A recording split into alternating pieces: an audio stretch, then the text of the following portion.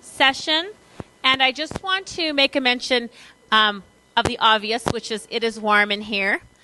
This is an older building, so we do have air that comes in from the outside through the vents, but we do not have air conditioning. So we opened up this door here, so hopefully that'll begin to circulate air a little bit more, and we can probably open up the top door there as well. But if you are a little bit warm, I would just ask you to kind of fan yourself or maybe take off your jacket, but that's just when you have an older building, didn't have air conditioning when we built this building way back when. I do want to also acknowledge Supervisor Metzger, who's the chair of our Board of Supervisors. She joined us as well. So thank you very much for doing that, Mandy. Okay, Carrie? So our next presenter is appearing to us through a video presentation. Bob Seeger is the Assistant Vice Chancellor of Campus Planning and Community Resources at UC Davis. He has over 20 years of experience guiding the largest campus in the UC system. It's boasting over 5,300 acres. And he guided that massive campus through a dramatic physical transformation. In the past 10 years alone, the campus has realized over $1.5 billion of capital investment spanning every possible campus activity: libraries, student unions, art centers, major athletic facilities, lab buildings, office buildings, student housing, dining centers, gathering spaces, roadways, and pathways. He's responsible for the long-range land use planning, site planning, community planning, coordination with local jurisdictions. Since 1989, Bob has led several important campus initiatives, including serving as the Chancellor's coordinator for the Mondavi Center, which is it's a beautiful arts center, and it's a great asset to the region. So he also led the Centennial and the planning for the UC Davis West Village community, which was a very unique community, student, faculty housing right in downtown Davis. I'm from Davis before I came here, so these things mean something to me as I have the memories of the kind of transformation that occurred on that campus. It was really, really amazing.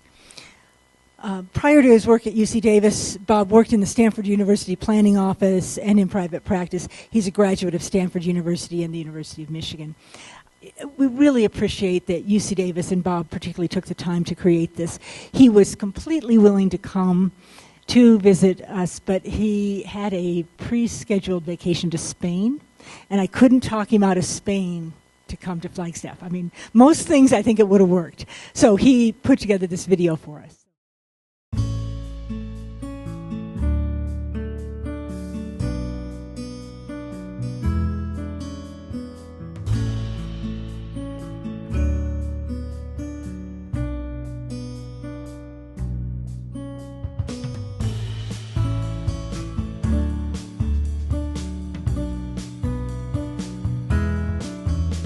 Hi, my name is Bob Seeger. I'm the campus planner at the University of California, Davis, and it's my pleasure to be able to join you a little bit for your conversation in Flagstaff. I think it's great that you're getting the community and the campus and interested parties together to talk about your shared future. I'd like to share 3 different projects with you today that we've done on our campus, and the first thing I'd like to make really clear is that I'm not proposing that what we've done at UC Davis is any kind of prescription for what you should be doing in Flagstaff and NAU. Every one of our campuses and communities are in unique places, in unique environments, with unique cultures, and your solution or solutions will come out of crafting that in your unique environment. So that's what we've tried to do here, and hopefully just by sharing a couple of our projects, it'll give you an idea of what solutions we've tried, and then add to your conversation. That's my hope. So I'm standing in the location. You can see the bus will be coming by here in a minute in a place on our campus that we call West Village. So I'm going to share 3 projects. The first one is here, West Village. It's a very large project that we did in partnership with a private developer. The second project is a very small project that's more about mixed-use faculty, staff, and rental housing in a place closer to our downtown. And the third project is a project that is actually still on the boards and is actually being completely reimagined. So I'm sharing two success stories that are on the ground and one that we're actually struggling with its unique conditions. And that one is called Orchard Park. So 3 projects. I'll do quick overviews, introduce the goals of the project, how it sits, what we were able to accomplish, and what our challenges remain. And again, I just hope it adds to the depth and richness of your conversation for Flagstaff and NAU. So we're at West Village. West Village is a large mixed-use housing community on the UC Davis campus.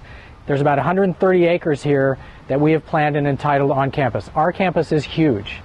3,700 acres contiguous right next to the city of Davis.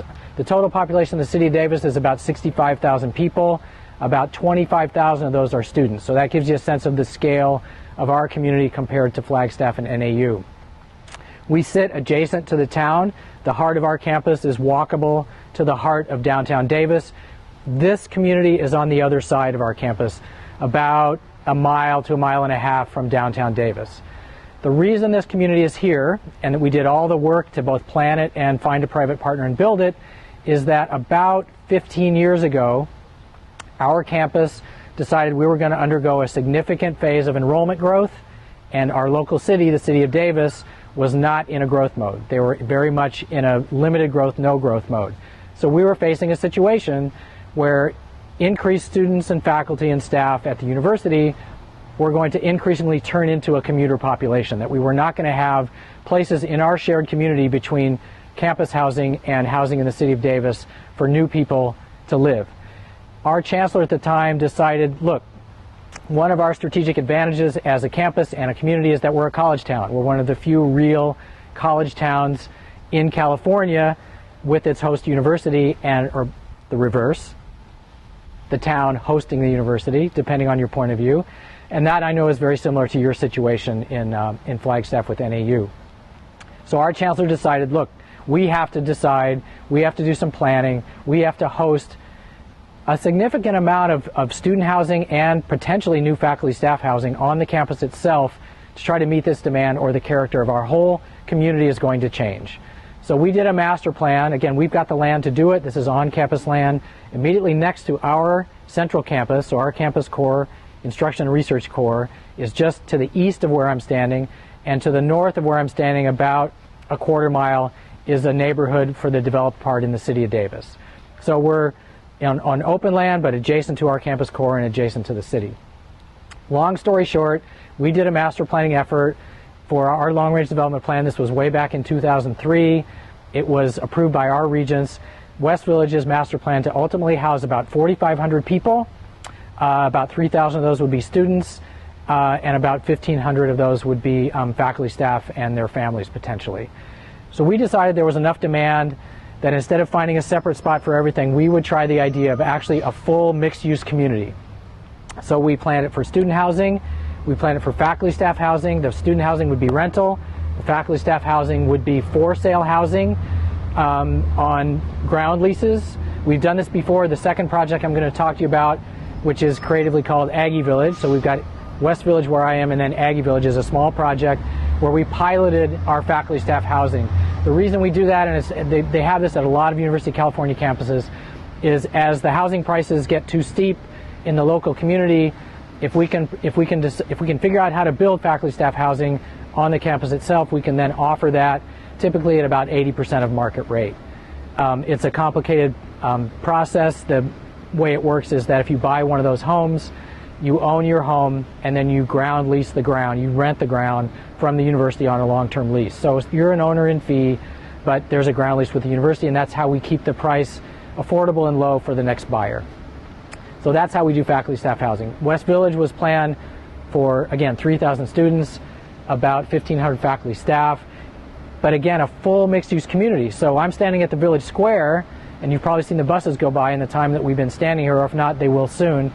At the Village Square, we tried to create a vital new public space for public life, because that's really what makes a campus work, is all these open spaces, and that's what makes a city work for that matter, where public life happens. So at the Village Square, you see buildings around me. Behind me are four-story buildings.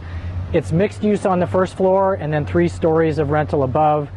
To my right, which you can't see, but hopefully you'll see some film of it, is a mixed-use recreation building. So there's a gym on the second floor, student lounge and study space on the first floor. Just behind me to the right is a cafe that's being built right now to serve the residents and the larger community out here. And the other thing on our village square is there's actually a community college center on our village square. We're the first University of California campus to build a community college center on our campus.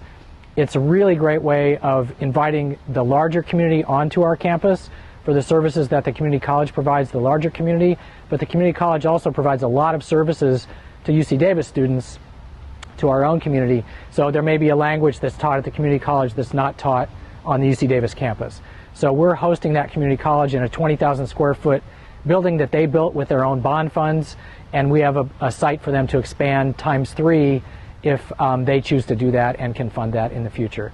So the village square is where we brought all the activity of the surrounding uses to one place to try to create this active public space that brings this community together. So the community college is on the village square, the recreation and study building is on the village square, the mixed floor, the mixed use first floor where the cafe and office space exists is on the village square, and again these rental buildings around it. On to the south and to the west of us are where most of the student apartments are. There are 2,000 students living out here already. And to the just behind me, behind these buildings, is where the faculty staff neighborhood will be. So kind of everybody in their own neighborhood, but all meeting and mixing and engaging at the village square.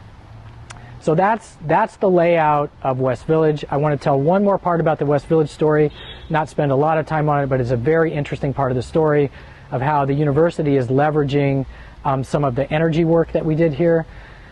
Partway through the planning process, well, I'll tell you how it started. Partway through the planning process, I actually commissioned a small study with a brand new academic unit on our campus called the Energy Efficiency Center. The Energy Efficiency Center started with a $1 million grant from a group called CalCEF, which is the California Clean Energy Fund. And the first director of our Energy Efficiency Center was a professor from the Graduate School of Management. His name was Andy Hargadon. So I commissioned a small study from this startup institute, the Energy Efficiency Center on campus, to say, look, we're building this huge new community on campus. How far could we get and what should we be doing with energy efficiency? It became a multi-year planning effort. Andy started the process, convened a whole bunch of people from the utility industries, the energy industry, finance industry, local community members, and we put together a plan that eventually got to a formula for zero net energy. Many iterations that I won't share with you about really extraordinary ideas for how that might work. The way it ended up working was in partnership with the developer. These buildings that you see have enough investment in energy efficiency to reduce their energy demand by 50%. So these buildings perform 50% better than a typical building built to California Energy Code, which is already very stringent. And then the remaining 50% is made up with renewable energy with solar power.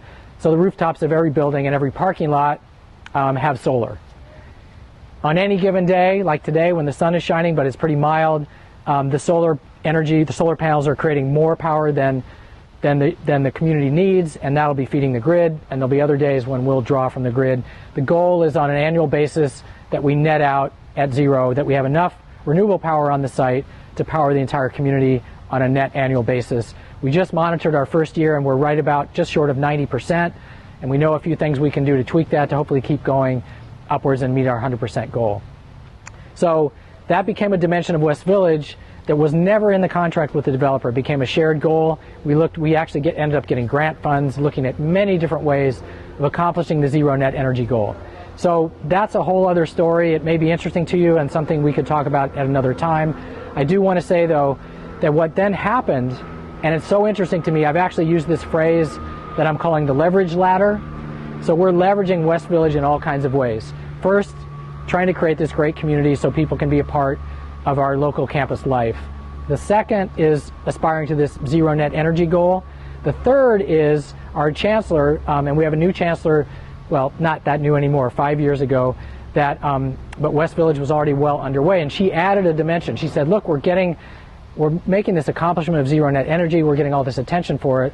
What if we took all the energy institutes and centers that helped create the design for West Village and put them out around the village square so that they could collaborate better, be close to each other, they're spread all over campus, and so that people from on the outside, so public and private people who want to partner with our energy institutes and centers, could find them. So we've made that move. If you were to walk around the Village Square right now, you would see shingles hanging down for the Energy Efficiency Center and the Plug-in Hybrid Research Center and the Western Cooling Efficiency Center and the International Energy Technology Center. They're all here. In fact, their collaboration has gone way up, and in fact, people from the outside are starting to find them. So just behind the building to my left, we leased a piece of ground to Honda of America. Honda of America just built a demonstration home that is zero net energy, including the electric car, where they're demonstrating technologies to basically treat the car like your largest in-home appliance. So that's very promising to me that the car companies are starting to get into the home energy management business. So 4 levels of West Village to recap. All the work around building the mixed-use community so people could live here and have that great experience, aspiring to zero net energy, leveraging that zero net energy to become what the Chancellor calls the energy hub. So we put our energy institutes and centers here, and then being accessible to outside private and public partners to hopefully take that energy research and have it travel into the next dimension. So that is a very fast recap of West Village, how it came about, what assets it's bringing to the university. I didn't say a lot about the public-private partnership, but again, those are questions and we may be able to talk about that more at a later date. So I hope that was useful, and what we'll do next is go do a quick on-site visit to Aggie Village. I'll talk to you about the particulars of that, and then the third project I'll just describe briefly because it's not on the ground yet. So we'll move on. Thank you. Okay, so here we are at project number 2, and this project's called Aggie Village. Apologize for not having more creative names for our housing communities on campus, West Village, Aggie Village, but here we are, and it's a completely different kind of project from the one that I just showed you, although there are parts of it that we used as a pilot in our thinking about West Village. One more thing about West Village before I move on to this one that I didn't really stress. You saw the buses go by and some bicycles. We have the advantage this place is just made of bicycles, and it's flat, it's warm, it's easy bike riding. The campus and the town are laid out for bicycles. So if you live at West Village, and it's true of Aggie Village too, and you're a university employee or a student, we don't sell you a parking permit on the core campus. You leave your car at home, you get into campus on bus, bike, or walking unless you have some special access need. That caused us a little trouble at West Village with the law students who moved in the first year and challenged that, but that's a story for another day. So here we are at Aggie Village. It's a small project, 2 square blocks, right next to downtown Davis. So we're on the other side of campus from where we started at West Village, right next to the most developed part of campus and downtown Davis, which is about 8 square blocks, very active, vital, walkable street life in downtown Davis that's in the block just behind me. So the university had this piece of land that sat between the developed part of campus and downtown Davis, and we built Aggie Village. It was all related to affordability again. So at a time, this project's a little older, and it's faculty staff housing, but it has some small scale rental housing built in. The primary purpose of this one was to pilot the idea of for sale faculty staff housing. So we developed these 2 square blocks, again, on a mixed use housing formula, not as diverse or large as West Village, but it's walkable to campus and walkable to all the amenities and services of downtown Davis. So at at Aggie Village, it's 2 square blocks, and there are 3 types of housing units. There are detached single-family homes, there are shared wall townhouses, and there are the little cottages that you see behind me. The cottages actually sit on the property of the single-family home. So they're narrow lots, long lots. So the front door of the cottage faces the bike path that we're standing on right now, and then there's a little backyard that's shared with the homeowner, and then the front door of the main home sits on a street behind us, and you'll see a view of that. So, and then the split lot, the shared wall townhomes sit on the main street that faces downtown directly. So there are 3 types of housing units at 3 different levels of affordability in this small 2 square block area. The for sale homes, our goal again was to offer those about 80% of what the market value is, and we delivered those here.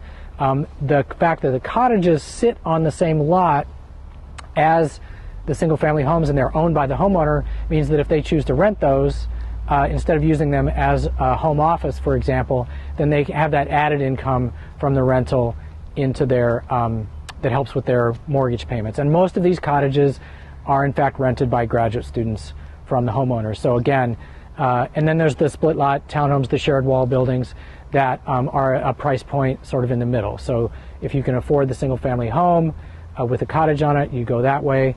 The townhomes shared wall are the next price bracket down. Those are both ownership units, and then the cottages are rental. So that's the way this whole thing goes together. There's a complex story about how the ground lease works and all that, but that's not the key part of the story. The key part of the story is, and I don't know if this has applicability to your situation or not, but this was a transition site between the intensively developed part of the core university campus and the city, and so this really serves as a transition. It's a little higher density housing than you might find immediately adjacent in the city, but it was a campus project. So we were hoping, again, to bridge between campus and city, and the traffic impacts, again, are very low because the people who live here are directly affiliated with the university, and so their preferred mode and the mode that we designed in is walking, biking, or taking the bus. So different scale project, designed for a different audience, much smaller, different location, more of a transition use than a brand new greenfield use. But hopefully you can see from this one more project that we developed to meet a specific need with our community, and we feel like it's been very successful. So that's project number 2. Project number 3, I'll just go ahead and mention here because it's still in the planning stages, and it's actually a project that we're struggling with, which I don't typically make presentations about projects that we're struggling with, but I think it, again, would be informative. It's a different situation, another strategy that we're trying. Oh, by the way, Aggie Village, again, was a project with a private developer on university land. So we did the planning, we did the entitlements, we did all the environmental reviews and everything, and for the scope and scale of the project. And then we contracted with a private developer that actually took the risk and built the homes and sold the homes, at which point the homeowner leases the ground from the university. So that's the way that transaction worked. So the third project is called Orchard Park. Orchard Park is a proposed redevelopment project that we're doing on campus. I don't know if this is true at NAU, but on the West Coast there are a lot of the campuses have family housing areas that were built post-World War II, and they remain to be some of the least expensive housing in the entire community, and they're very much designed and suited for student families with young children. They've got lots of big outdoor play yards. They've got shared open spaces where there are people at similar times of life that can share experiences and share responsibilities with their kids. So we have 2 of those on campus.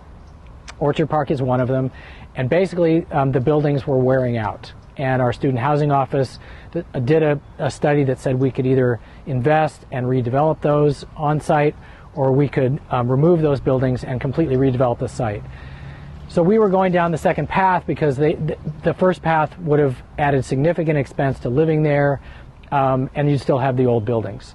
So we set about to do a new project to see if we could keep the affordability as good as possible, keep the environment still so it was well designed and well suited for graduate students and other students with young families, with the play yards and the shared spaces, but it was going to cost more in the long run. So it's a project we've hit the pause button on, but I'll tell you what we tried and how far we got and why we're re-examining it. So it was another project that we sought a private development partner for, but we developed the program for development first. The strategy at Orchard Park was to do a complete redevelopment, to keep the whole middle of the site on the model that I talked about. So it was lower cost housing, well suited for student families with the play yards and the shared spaces, but then try to subsidize that with other types of housing on the site that would be rented at market, where some of the income from those market rentals could go to subsidize and keep lower the rents for the student families. So we added a whole dimension of market rate student apartments that were on the border of the site, and we actually added some at-market faculty staff rental housing because our real estate office felt like we definitely had the demand for people who were relocating to the community to fill that faculty staff rental housing. Both of those would be at market, and then the added ground rent, so developer would do it, the developer would pay us ground rent. We would use that ground rent from those two market-based projects to subsidize the family housing and keep those rents lower. So it's a really great project design that we got pretty far with. At the end of the day, the student families, many of them who were living there felt like we still weren't able to drive the rents low enough to give them the kind of housing experience that they would need to perpetuate their careers as graduate students on campus. So our chancellor hit the pause button and said, let's try again and see if there's a yet better formula that would keep the rents of those for those student family housing yet a little bit lower. So that's the process we're in now.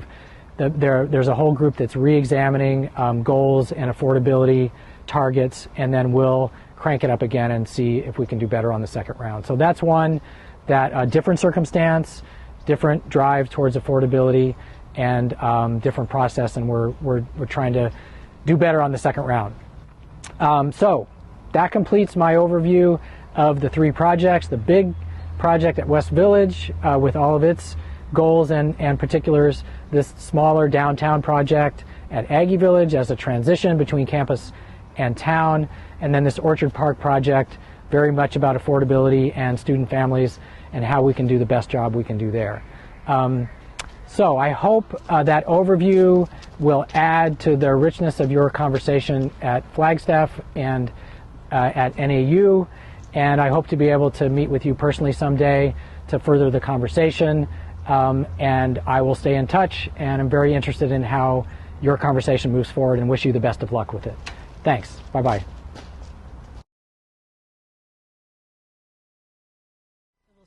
Thank you to Bob Seeger. And I'll give you a little inside secret on this. He really will come talk to us. He's married to my cousin. So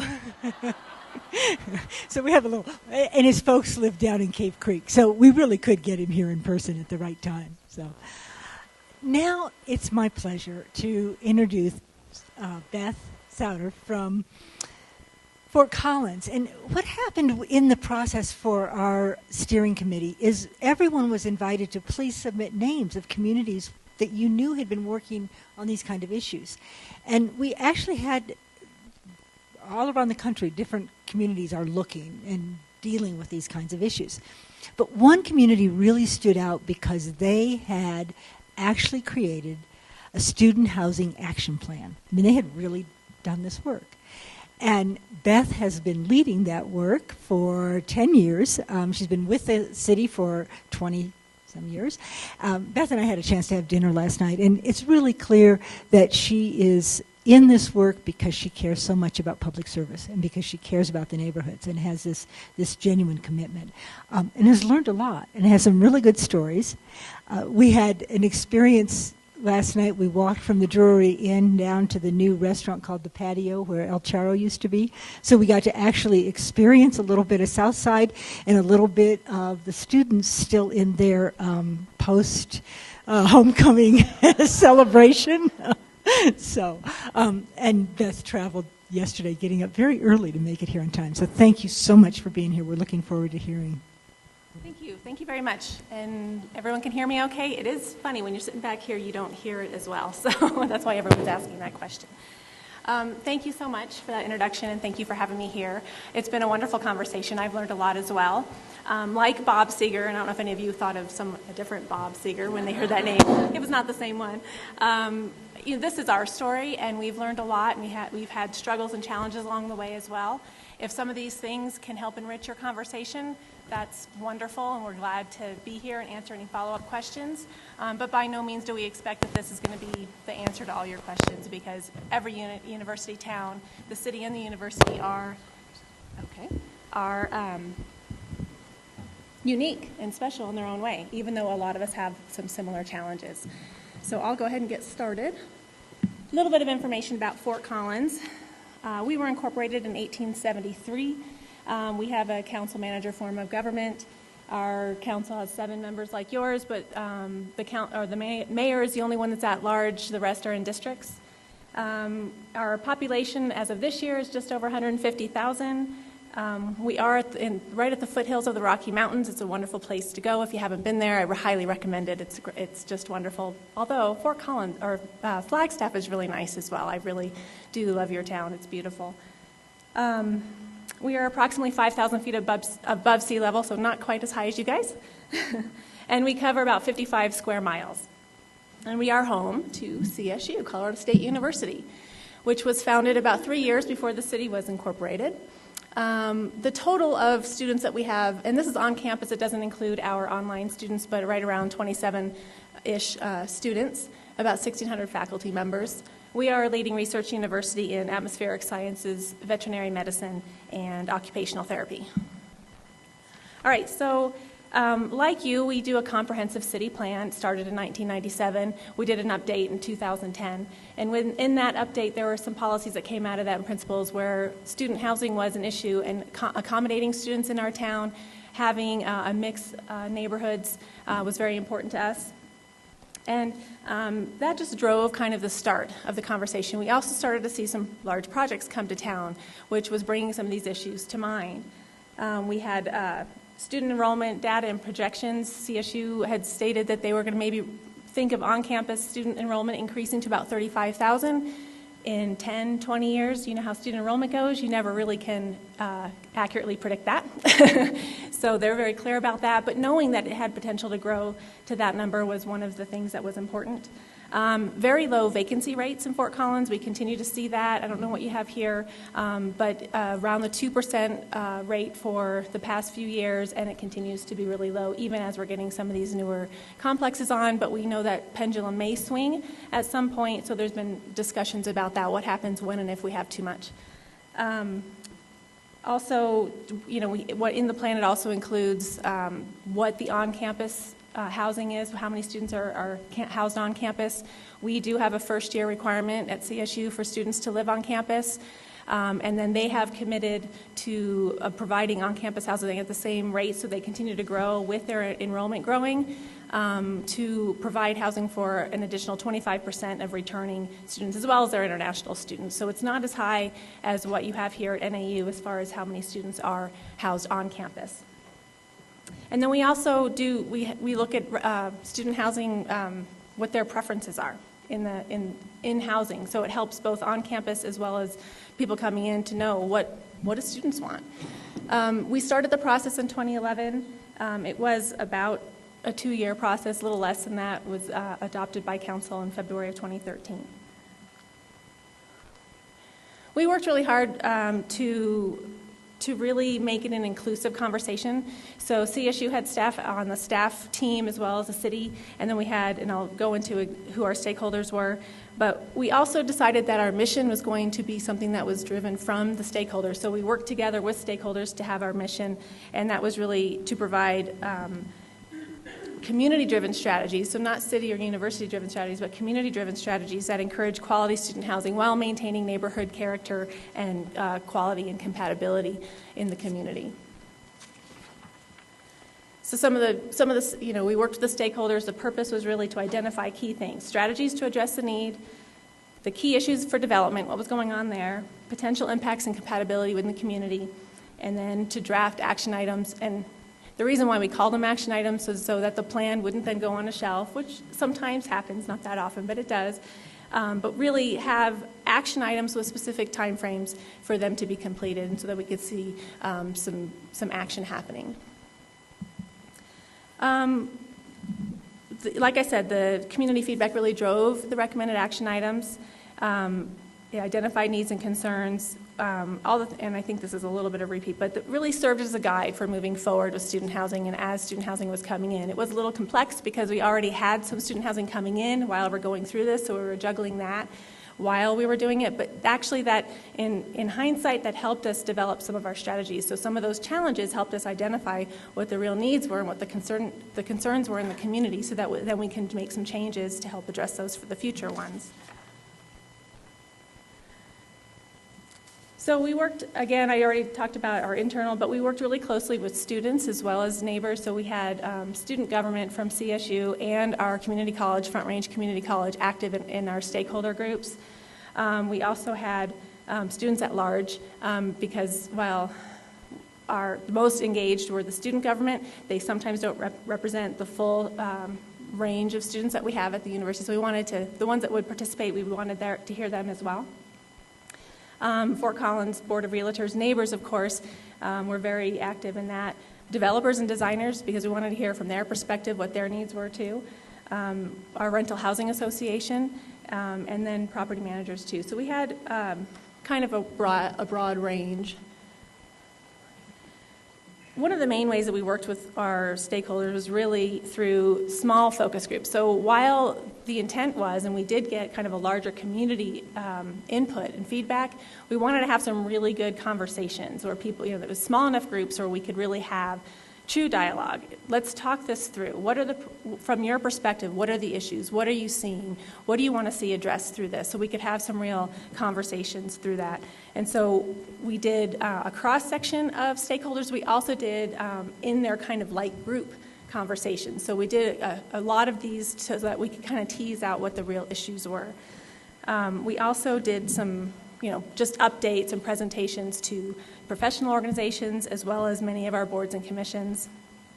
And then we do this rental survey of students. As I mentioned, we started it with this in 2011. It's continued every year since because we found the information valuable. Some of it you just can't get otherwise, so it's just asking them for some of this information. We also developed a website, just trying to find just a hub where people could go there and get the updated information, find the survey results, see presentations that we were giving, and also to seek input from them on there. We had after the stakeholders really drafted the first kind of blush at what the action items might be, we were able to have an open house as well as put them up on our website to then get some more general feedback. Okay, here's some things that we're thinking about. Thumbs up, thumbs down, and what are your comments? Let's hear from folks on these. And that helped us kind of flesh out some of those to see what we're mostly supported in the community and what we're not. Well, of course, we use social media tools to kind of point people to that website so that we can get them there and get their interest. And then I think I missed a really important part that I may have missed earlier. We, or it might be coming, but I don't want to miss it. We partnered really closely with our Center for Public Deliberation, and I don't know if you have that here, but CSU has a really great department, and they work with students, mostly graduate students, to really engage the community in public deliberation. So it's a real healthy way to do public discourse, to really have conversations, and they helped us a lot. We did a large one, we did some smaller ones, but they were a great partner in this, and I don't want to miss that because it was really important. So I mentioned, as we were going through the process, there were some developments that were coming on, and I'm going to show some pictures at the end of our grove and some of the others that names may sound familiar. But these were some of our actions that were actually approved. So land use code changes that were approved while we were going through the SHAP, their acronym for Student Housing Action Plan process. So these are the things, so we're seeing these coming on. Our city council was like, we don't want to wait for this action plan to be finished. There are some of these things that we're hearing that are really significant that we want to take action on sooner, and so we actually did that. And these are those things that were approved. One was so our medium density mixed use neighborhood zone. The standards would apply to all multifamily projects requiring a mix of housing, larger setback requirements, building variation and articulation, and increased park and gathering spaces. Now, I understand with your proposition, probably some of that wouldn't be allowed, but maybe some would. So that was one of the things that we were able to get through and has had an impact on developments after that.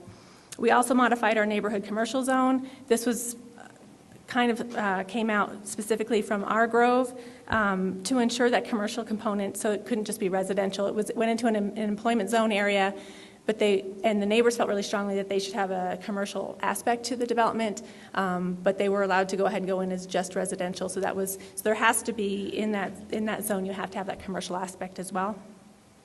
And then our Type 2 hearing, which is the hearing that goes to Planning and Zoning Board, would be required for any multifamily projects that are large, so anything over 50 units or 75 bedrooms.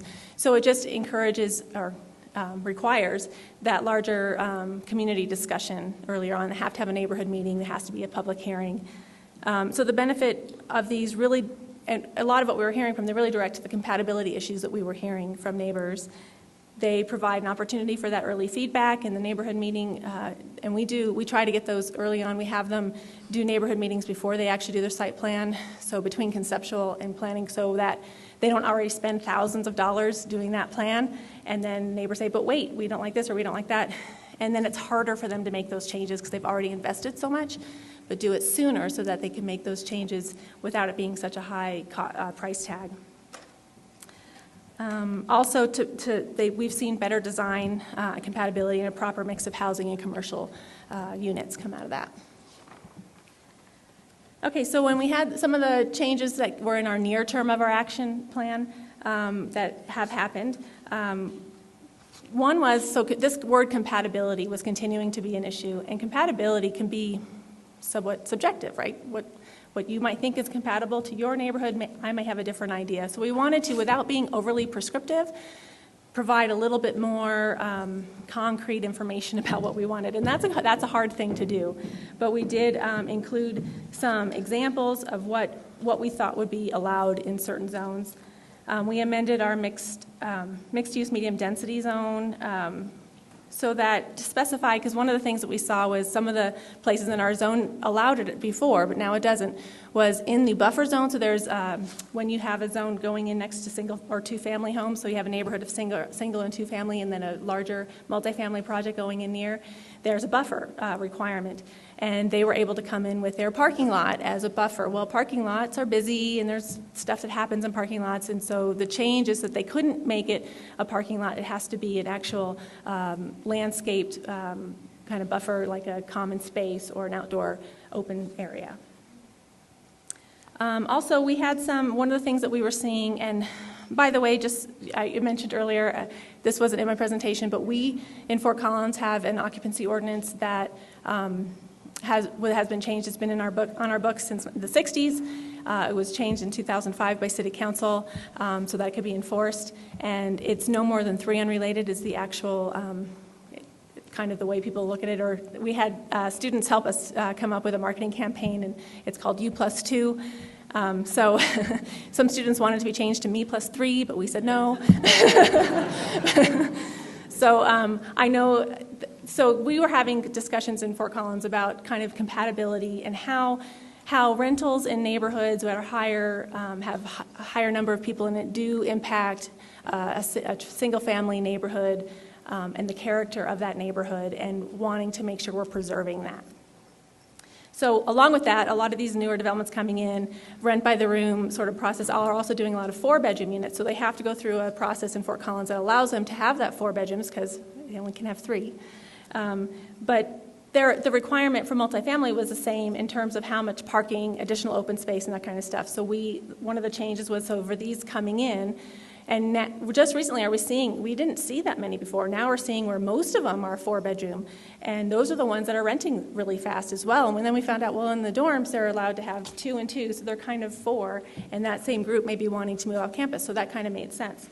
But they have to have additional open space, recreational areas, parking areas, and public facilities to meet that higher number of people, so that it wasn't, 100 3-bedroom units weren't made to have the same amount as 100 4-bedroom units for all of those things.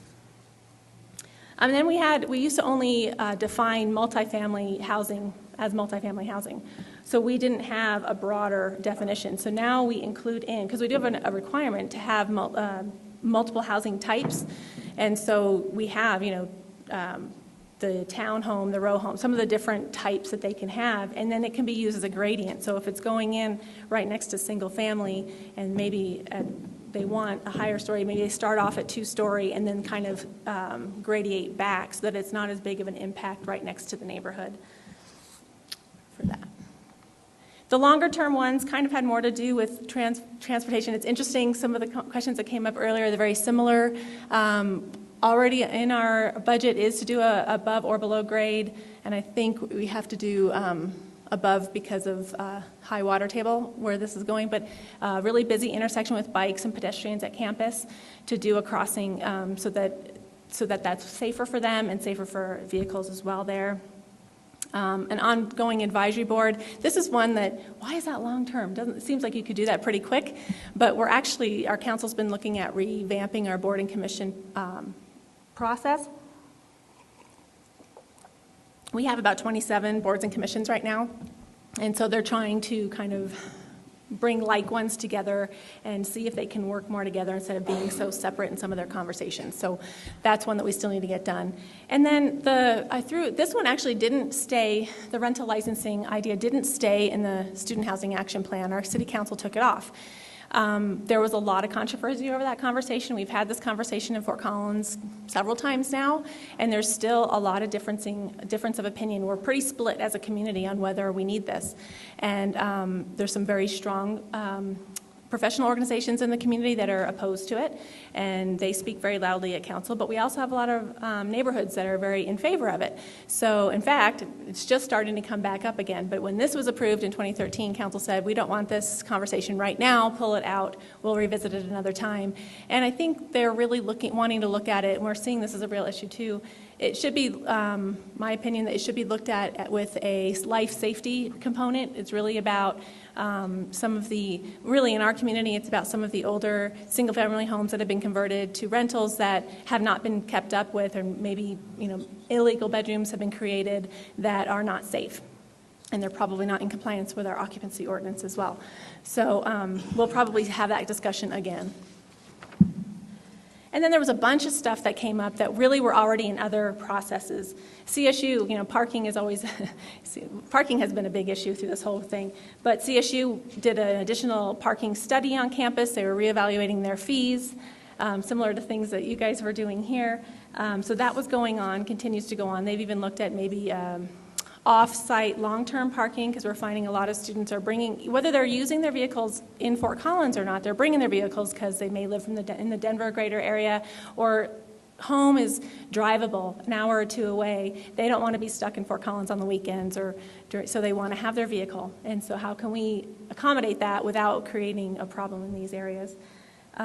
Residential parking permit program, that was another big one. We went through council. It is now, we have a few different neighborhoods that have done it. One was specifically because of one of the larger apartment complexes that came on a couple of years ago, and spillover parking. And we have spillover parking from the university and from some of these larger apartment complexes as well. And so the neighborhoods, they have to have a large or a majority vote of the voting households in the area for the type of program that they want. We're not specifying it has to be 2-hour parking or Monday through Friday parking. They decide what would work for their neighborhood, and then the neighbor votes on it, and if that's what the majority wants, that's what they get. Some of the others, transit's really important. We just got a bus rapid transit that goes north and south through Fort Collins called MAX. It's really great. We don't have the east-west connections like we'd like, so continuing those on, but we partner with CSU, and they have Around the Horn, which is a shuttle that goes around campus from the MAX stops. So it's a great way to get around campus right from there. It runs every 10 minutes. It's really easy to use. It's really been great. And I mentioned the CSU's commitment to on-campus housing, and a few other things as well. I talked, so I'm with Neighborhood Services, and our bigger department is Community Development and Neighborhood Services. And I won't go into everything that Neighborhood Services does, but in Community Development is our planning department. And so we work closely, but we're separate divisions. And so I went down, I spoke to the planners, because I don't see what's going on, what they see as far as plans coming in, what they're approving, what's not getting approved. So I asked them, so what's going on? Did these SHAP action items happen? I knew they did. And what are the impact you're seeing? And they said, absolutely, yes, they were adopted, they've been implemented. We are seeing they're really helping, especially in the multifamily housing, and assisting with the process. The Type 2 review for the larger ones have been effective in helping people get more involved. The design with the greater amount of housing types and larger buffers between the uses have been helpful. And they say in general what they see as the biggest benefit was the SHAP discussion further highlighted the community's perspective on these and compatibility between the multifamily developments and the single-family neighborhoods that are being impacted by them. I have to talk about some of our other programs because, while SHAP was really a great process and it really helped give us some ideas of what the community was looking for, Fort Collins has had a long-time commitment to the relationship with CSU in the city. One of the ways it's done that is through our community liaison, which is an actual position that is shared. So the city pays half the position and the university pays half the position. It's been around since 2001. And it's really to promote positive relationships between students and long-term residents in the community. We do a ton of education to students, especially their freshman year as they're moving off campus. We do first-year seminars. We do handbooks to all of them moving off campus. So education, outreach, partnerships. This Saturday, we have one of our biggest service learning projects where we have about 1,000 CSU students that volunteer and help 200 elderly or disabled residents with leaf raking for their yards, getting ready for the winter. And that really builds the relationship in the community. The neighbors are seeing these positive actions that most students do. They provide a great benefit to our community. And so, you always hear about the negative things, and we have our share of those, riots on occasion, things like that. I hate when the phone rings in the early Sunday morning and after a home game or something. But not that would ever happen anywhere. But it's really promoting the opportunities. Students these days really like to volunteer and be involved in their community. And if they don't have those opportunities, then they don't build that bond with the neighborhoods. They really may just focus on campus or at the bars or whatever and don't have that real community building opportunity in the community. So we really we have a community welcome that we do every year in August, right after the first week of school, where we have about 40 teams. Our Fort Collins Police and CSU Police one person is on each, so they're dedicating 40 police officers during that evening. It's about a 3-hour event. Hundreds of staff and students. We go to about 2,000 homes. We have a lot of single-family neighborhoods right around campus as well. We welcome students and long-term residents, and we give them a lot of information to how to be successful in Fort Collins, in these neighborhoods in Fort Collins, how to be a good neighbor. Sometimes they just don't think about the need for a snow shovel and what they might do to lend a helping hand to a neighbor when it's, how far that goes, and just kind of be encouraged to do that kind of thing. I don't know if anyone here has heard of the International Town Gown Association. I would recommend the City of Flagstaff and NAU to look at it. Yes, you do? So, yeah, of course, I think we've met. Yeah. Sorry. We have been members of that. You just can learn so much from others. They put on a great conference every year where it's just amazing the programs that happen around the country. There's always similar issues going on somewhere else. Even though we are unique communities and unique universities, there are a lot of the same problems going on in other places, so you can learn a lot from each other. One of the things that we implemented with the newer, larger student housing complexes that have come on is myself, our community liaison, a city police officer, and a CSU police officer go proactively to the community, to the new development before it opens, and usually it opens in August, right before school starts. So we go to them, and we did a repeat visit this year. So we go and we talk about, here are the codes and ordinances in Fort Collins that you need to be aware of. Here are the problems we tend to see with these when they open up. How can we partner with you to make sure that you're successful? Oh, you have security locks, that's great. How can our police officers make sure that they have access to your building in case of an emergency? And so we work all of that stuff out before they open. Now I'll tell you, there's still problems. One of the biggest things we tell them is, we really, really discourage you. We can't tell them that they can't do it, although we'd like to. These community-hosted pool parties at the beginning of the school year have never gone off without a hitch. We've never had no problems with them. So we highly encourage them not to include alcohol. We actually convinced one this year with the language that we use. We can't tell you can't do this, but we will tell you if you do, it's going to be a problem. And so they decided not to. And they're from corporate. Now what they're kind of stuck in the middle. These are large corporate organizations that come in across the country. They have a model. And one of their models is to have these big pool parties at the beginning of the school year. And so sometimes they get pushback from their corporate saying, no, but you're going to do it. And here's what we're seeing here. And so they have this little bit of a push. And a lot of times it's a fairly young property manager who just is kind of doing what they're told. But we don't back down easily. We let them know that our police is very engaged, our community is very engaged. They're going to let us know if there's a problem, and we're going to come there. We do have a nuisance gathering ordinance that can hold the owner responsible for costs associated if emergency services have to come out, overtime police officers, fire. And we have used that. We used it with the Grove this past summer, and they are no longer hosting parties. They've committed that we're not doing it anymore. Doesn't mean... That one was about 7,000. So they can be large. That, to me, I think it could have been larger, but it did make an impact with them.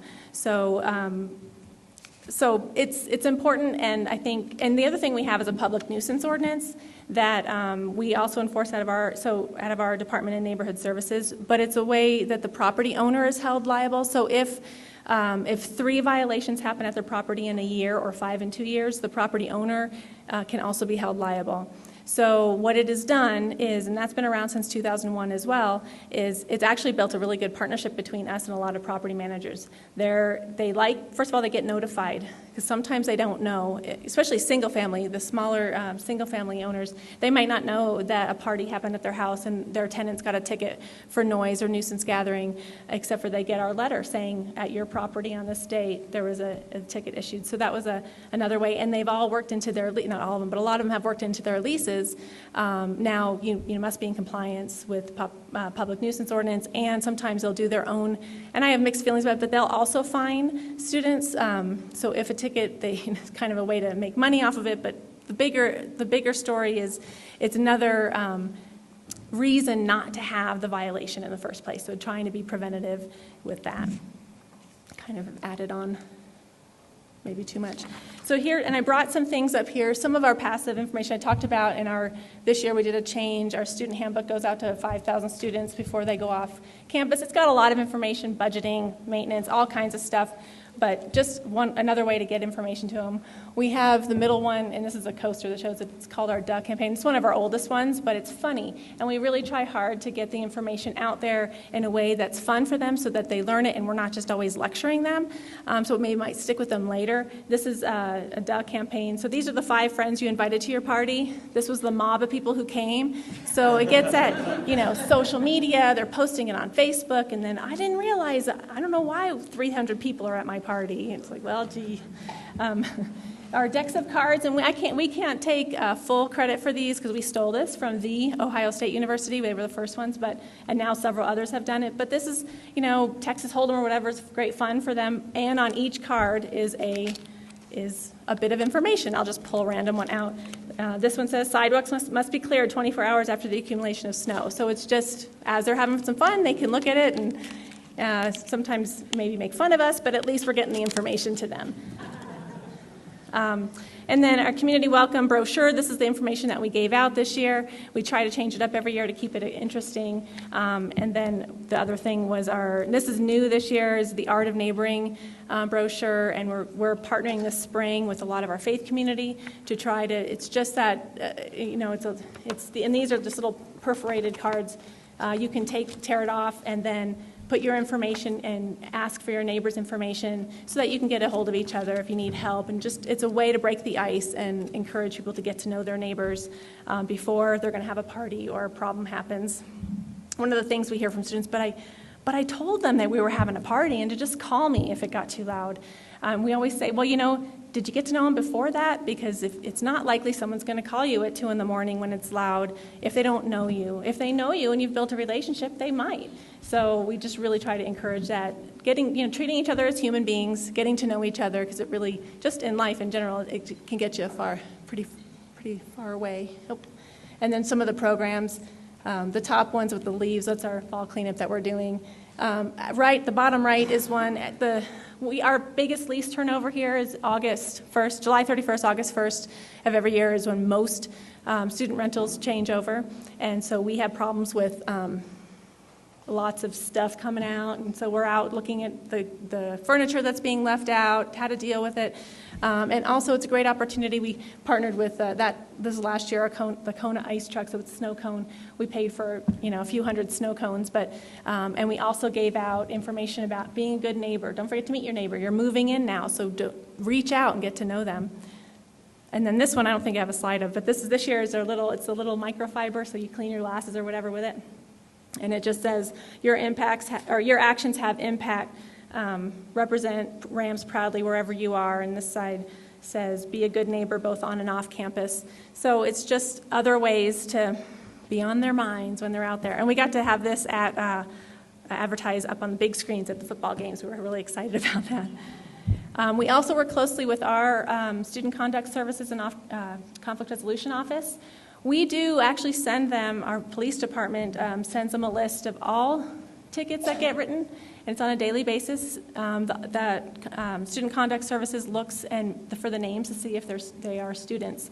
So they get that list. If they're students and they request more information about it, they have their student conduct code of conduct. It does apply off campus as well, and they will noise ticket, nuisance gathering, any of those do go through their process as well as our city municipal process.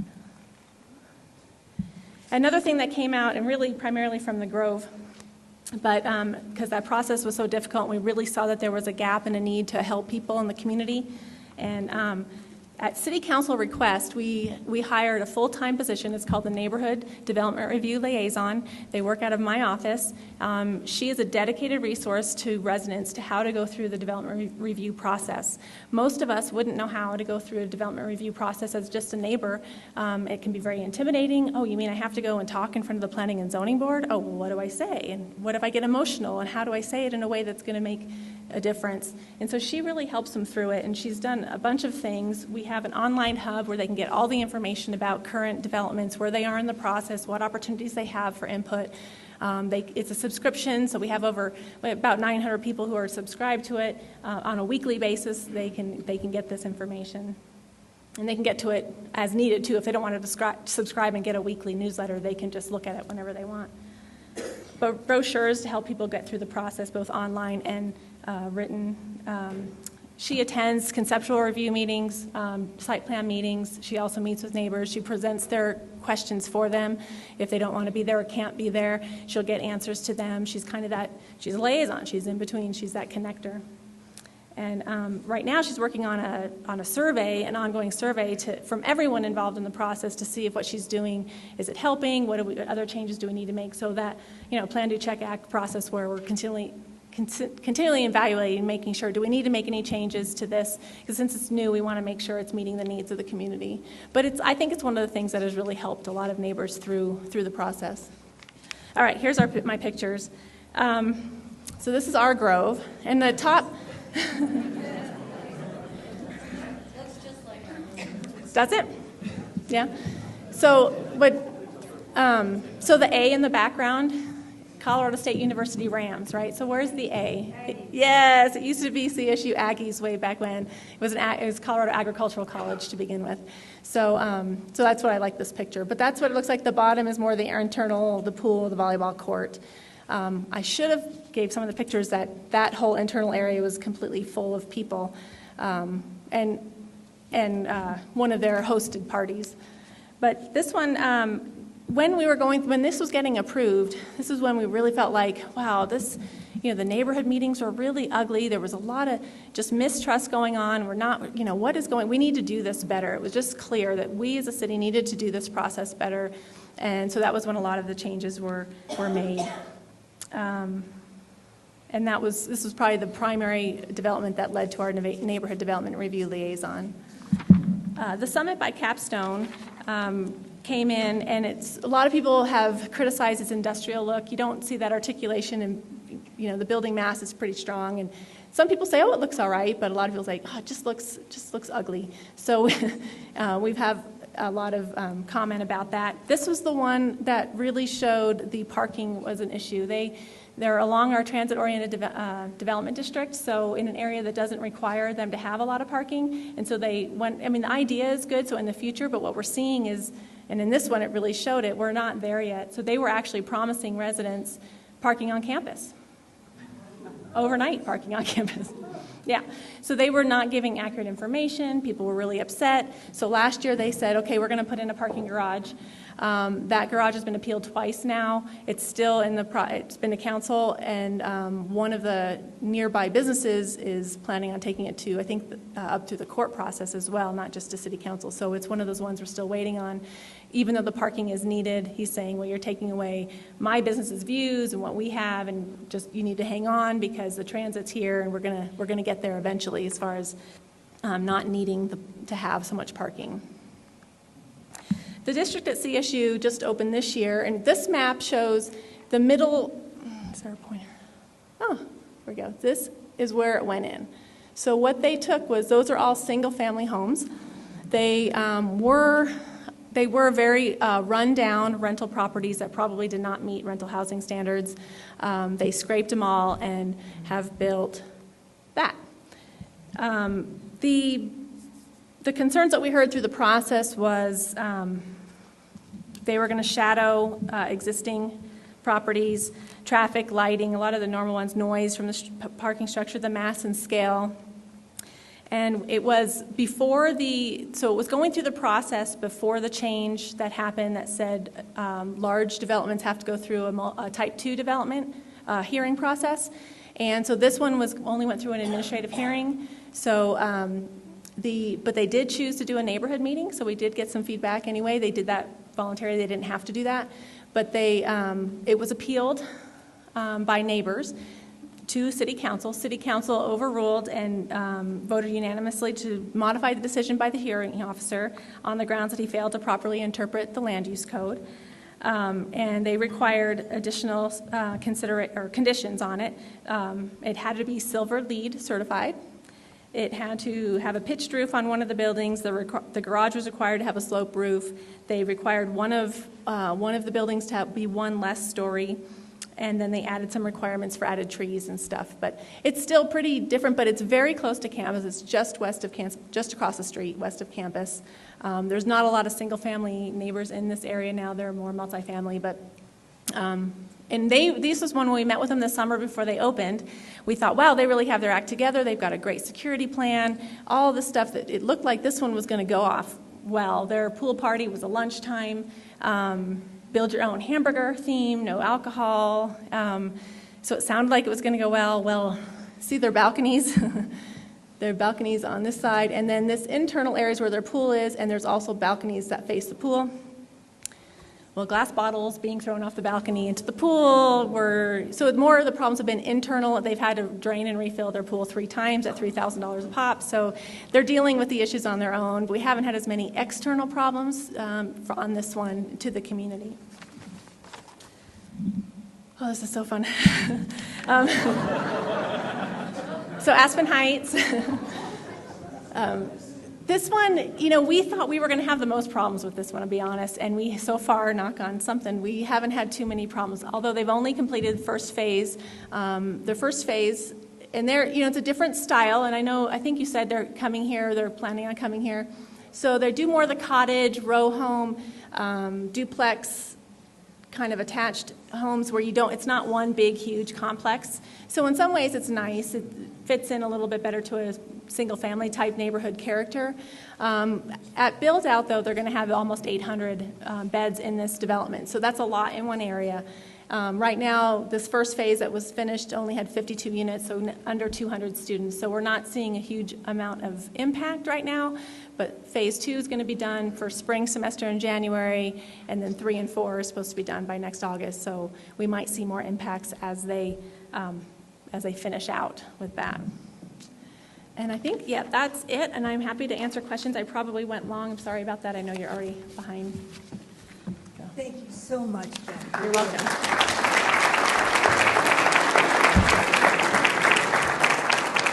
So are there questions for Beth? Anyone? Yes. Hi, Beth. Thank you for that great presentation. I'm particularly interested in learning about the exact timing of your neighborhood meeting. I think one of the challenges we face is our neighborhood meeting comes later in the process and basically after the design has been done.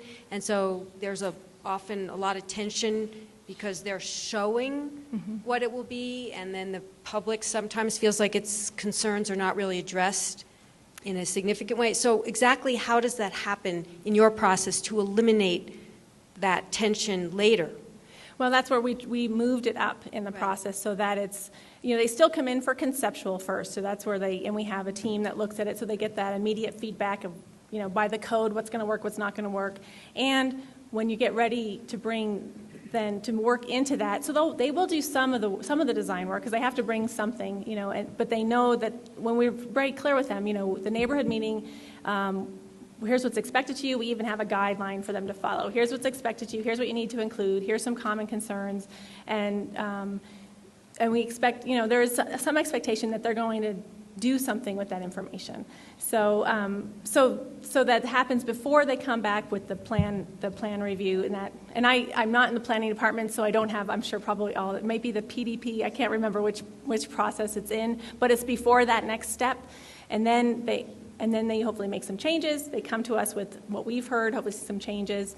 The hard thing is I know unless they're actual land use code requirements, they could choose not to make changes, but we're going to look at what was asked for, and there may be a recommendation, or down the line, they're seeing these appeals that go to council. Council does seem to be more sympathetic to some of the issues that the neighbors are bringing up. And, not if it's unreasonable, but if there's some things that they're asking, like the one story less or a pitched roof, so there's not as much shadowing, some of those things.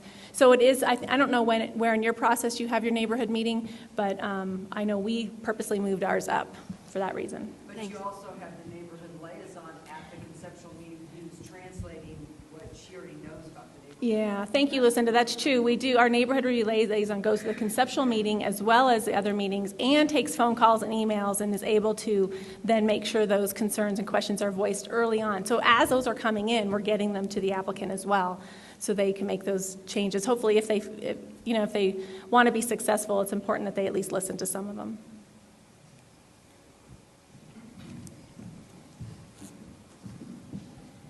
Beth, thanks so much for being here. And I had heard a recent webinar, I think, by the community liaison, Yes. another member from CSU. Yeah. Could you tell us what the marketing budget is for city and university in terms of the great materials and other things that you've put out? Well, it's not huge. CSU, the community liaison is split half, like I said. I think we do about 5,000 from the combined, so it's not a lot for all of this stuff that you see. And then for the neighborhood development review liaison, she also has a little bit of budget that goes in it. We really try to use as much as we can online so that the costs are fairly low. People don't want a lot of paper anymore anyway. And then social media, we try to get it out there. So it's not huge.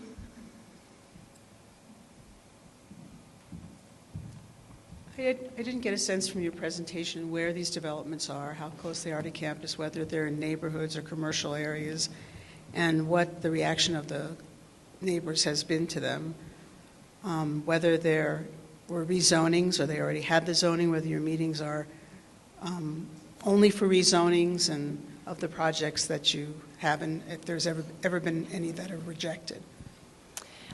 So I should have had a map that of the larger Fort Collins and the university that showed. Hindsight's always good. Next time. So they're most of them are very close to campus. So the Grove is just south of campus, but it's also a historically landmarked neighborhood is in between where the Grove is and campus. So that was probably the more vocal neighborhood that came out. But it's fairly close, probably a quarter of a mile from campus. And then the district, like I said, is just west of campus, just literally across the street. The Summit is also very close, right off College Avenue, right along Max. So even without Max, you could easily ride your bike or walk to campus. The one that's more in a traditional area for student housing is Aspen Heights. They're north of town, or north of campus about 3 miles, and to the east a little bit. And they have a shuttle bus that runs every 30 minutes during the day to take students to and from campus. I don't believe there was any rezonings, but there was concerns, like for example with the Grove, I think it was an employment district at the time, and that was the neighborhood that said, there's no commercial in this, so why, how can they be allowed to be just residential, where our code at the time allowed for that. It didn't have to include that commercial component. Well, now in those districts you have to have it. So, but I don't think there was any that had to have a rezoning or anything like that. So here, we don't get public meetings unless there's rezoning, so I'm just trying to understand the process. How was the public allowed to be involved? So in these, because of the size and because of the requirements in our code for these types of code, so I guess it's a difference of whether it's I guess what was called really like a use by right or a change. We also, and I'm probably not going to say this right because I'm not a planner, but we do have a process for certain size developments where they have to have a type 2 hearing. So the type 1 hearing, they can go ahead, they still have to go through a hearing there's also basic development review, and that's really use by right, not many changes. They don't have to go through a hearing at all. It has to just get approved internally. And then the type 1 is one where we use an administrative hearing officer, so it's not the planning and zoning board, it's usually someone outside the city who gets contracted in as the hearing officer. There is no requirement for a neighborhood meeting. Although people can still give their input, they still have to have the development review sign out front and all of that. Same with the first one. And then there's the type 2 where there's a required neighborhood meeting. They have to go in front of the planning and zoning board, which is a 7-person board. It's has to be approved twice by 2 readings by them. So it's quite a process difference. But that's the one where anything that's large now, whether it's in a zone that allows it or not, they have to go through the planning and zoning board.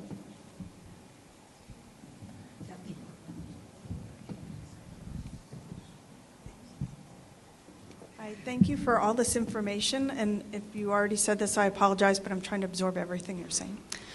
Did you mention if CSU has land where these could have been built rather than putting them in the city? So CSU, they have and we've been pretty good partners with them. They've been at the table in many of our conversations. They have a master plan, and they are building some on-campus housing to keep up with what they require, and as well as 25% of returning students. So that commitment that they've made to still continually house that amount of students.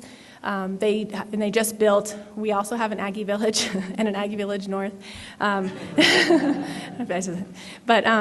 So they are continuing on that side. They did do a couple years ago, they did a bid to try to do a private-public partnership on campus, but it never happened, and I don't know exactly why that didn't happen.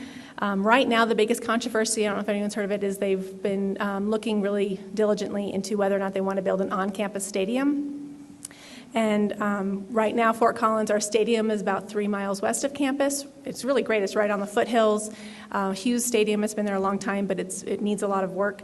But this campus would have gone. So think about campus, the Grove, the Shealy neighborhood, which is the landmark, the historic neighborhood.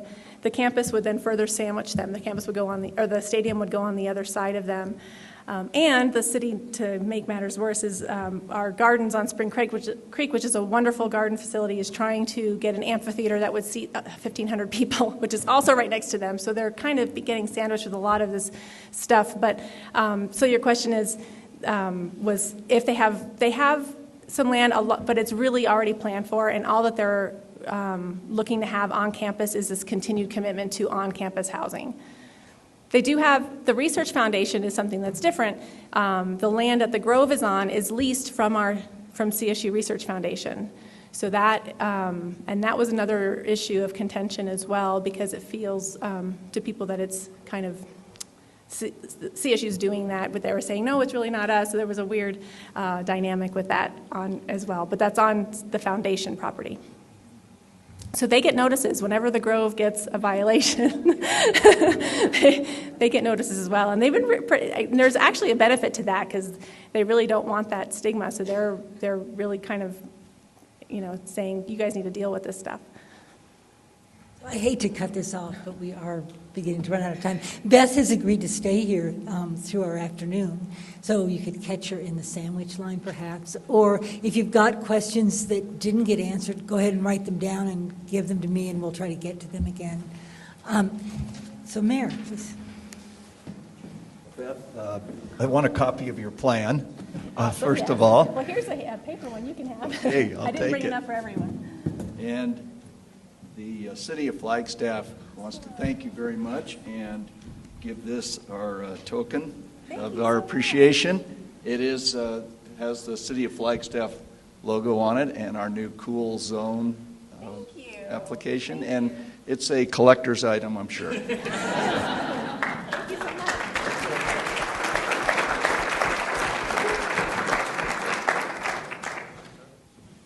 So we are in this moment now where we're really tight on time, but there was a lot of questions for the city. So what I'm going to ask, if Kevin and the city staff can rapid fire try to share that information from those questions, and then we're going to need to be focused and disciplined as we go for a sandwich and then move into the gallery, which, by the way, is cooler and beautiful, and you're surrounded by art. But we're going to try to keep things moving so that we can actually be done at 2:30 as we promised. All right, we had a variety. I'm going to start and kind of go right to left. So City Attorney Michelle DeAndrea, maybe if you could start. These were written questions, so they got a chance to look at them. Thanks, Kevin. Okay, so the first one. Can developments that intend to house students be required to adopt or conform to those crime-free housing regulations? Yes, in the zoning context, they can be, but we've got to think a little bit about what our tool is for enforcement. If we apply those through the zoning or conditional use permit or possibly through a development agreement, the enforcement is to possibly bring a breach of contract action in court, not a quick or easy thing. It may be to revoke somebody's conditional use permit, which we have to go through a hearing process, and then the result is that they can no longer use that project for student housing, so there could be some unintended consequences there. Same with revoking somebody's zoning. So I think it's important to also consider some of those ordinances that can be enacted and some that are already in place to deal with the behavior issues and possibly holding landlords accountable, looking at fines and fees and those types of things, because that enforcement is easy to do through our system, through misdemeanor prosecution or through, very, very quick enforcement actions versus bringing, civil contract actions or actually revoking somebody's zoning. The second one, have there been any Prop 207 cases involving student housing? No. How many Prop 207 cases in Arizona? There's been 3 to 5 reported cases. Most of them talk about statute of limitations and notice of claim, which are just procedural issues, and they've been resolved on those. One case actually got to some substance. That was in Sedona. The city of Sedona wanted to stop some of the vacation rentals of housing that they had, and that was challenged under Prop 207. The city council had said it fits an exception for health and safety. The court said, not just because you said it did, you have to prove up that those were actually health and safety regulations, not just basic down zoning. And I don't know what happened to that case from there. But I also know that Prop 207 has basically just had a chilling effect, and nobody does down zoning anymore in Arizona. And I'm sorry, I can't read the last question.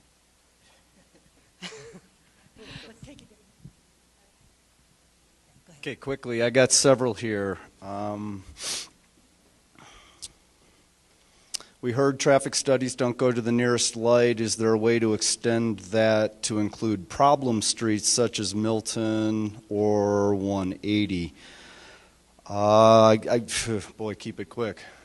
The simple answer is that by expanding the scope of the development is not necessarily fair to the developer. It's not allowing a transparent process to occur. However, recognizing that we have existing impacts and streets that we're all very concerned about, this is something that we do pay attention to. So I guess the simple this one just gets to be into such a big issue. When we have something like Milton that's already at a level of service E or F, and we have a new development that comes in, let me just throw some numbers out. Let's just say the development would show a 5% impact to make that intersection worse. The dilemma that we have is, what is the proportional answer for a 5% fix at the Route 66 Milton intersection? I don't have an answer to the question. I'm dancing around that ADOT is the jurisdictional authority for Milton and Route 66. The community does not have an answer for Milton and Route 66. Adding a third lane in each direction would impact businesses. I honestly don't have an answer. I'm going to go on to the next question. It seems the traffic study assures number of cars for multifamily and not specifically for room and board.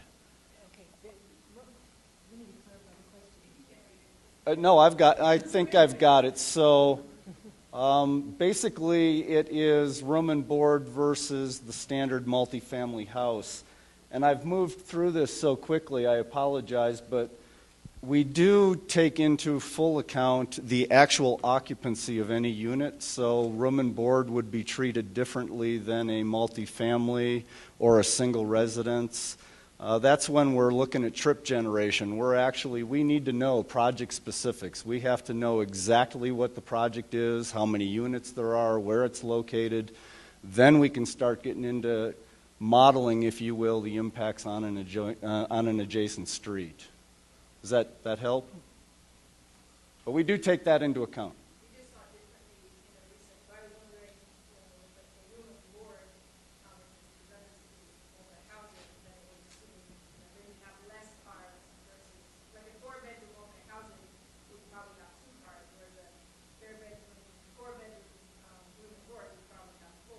Yes.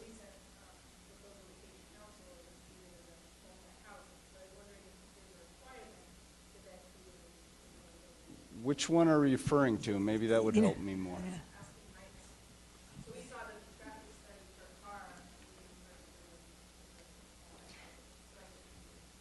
So part of what I'm wondering, Miranda, could you take some time? Yes, because I'm concerned we will either miss lunch and you all will be very angry with me, or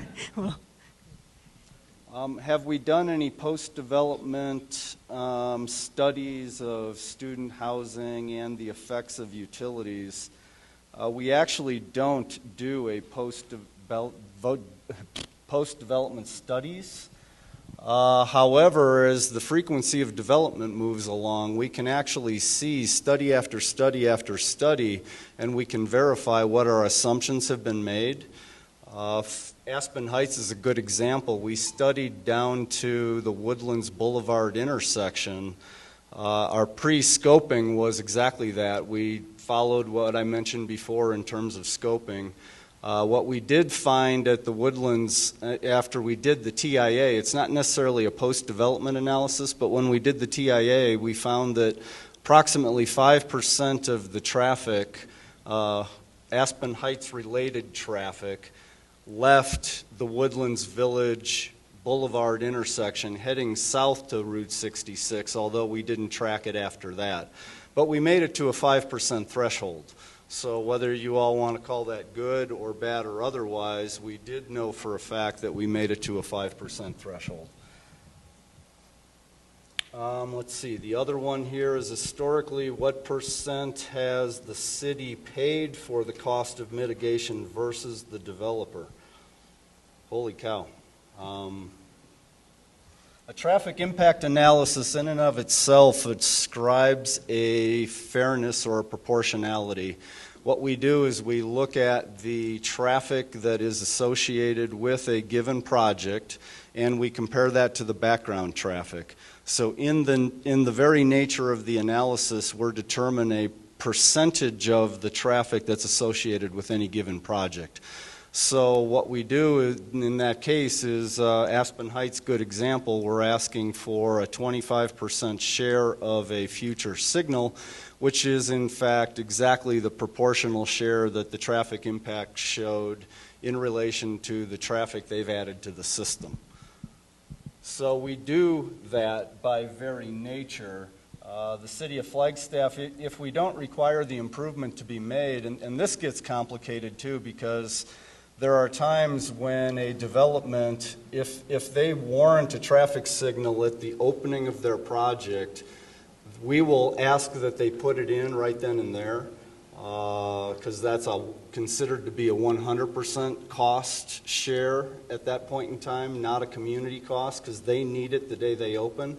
That's a different scenario than if they don't need it the day they open and we're going to accept money for it. What money do we accept for it? And again, that always ties back to a very fair and proportional percentage. Okay, this last one, the question is, how do we take into account the effects that future developments have on traffic increases in nearby neighborhoods? That's an excellent question as well. If there is in fact a neighborhood where we would or are concerned of impacts into that neighborhood, we would request that traffic calming measures be accomplished as part of the development. We'd actually been discussing that with the Standard before they withdrew their application for Clay and Blackbird. For instance, the installation of mini circles, crosswalks, whatever's necessary to help the traffic behave itself, to go slowly, or to maybe even choose a different route. Ideally, we would want traffic to stay on the arterial and collector roadways where the traffic belongs. Unfortunately, when the congestion gets to such a level out on the collector and the arterial roadways, the traffic seeks another option, and oftentimes they seek it through the neighborhood. So as part of the Transportation Commission's ongoing efforts, we have a guide to neighborhood traffic management that if anyone wants to further talk about that, I'd be glad to help you find that document online or to better understand how you might be able to self-help a neighborhood. So is it my understanding that I'm keeping you from lunch? It's between me and lunch. I'll be quick. I think a total of 5 questions. 1 Michelle answered, and 2 questions can be answered. Seats, and we'll get started on our closing session.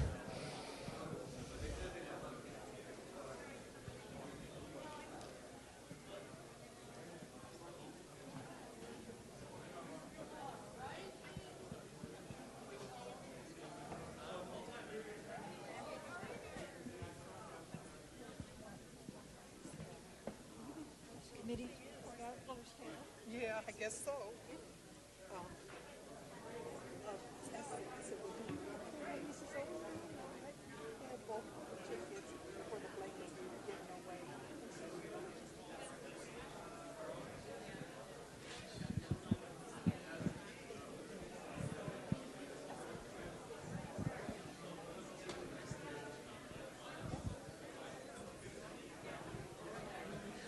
Please go ahead and come back into your seats. We're going to go ahead and get started. We'd like to adjourn in 30 minutes, and I think we have at least 10 tables to hear their reports from those 10 tables. So that means we're going to need to move quickly. 3 minutes each, yeah.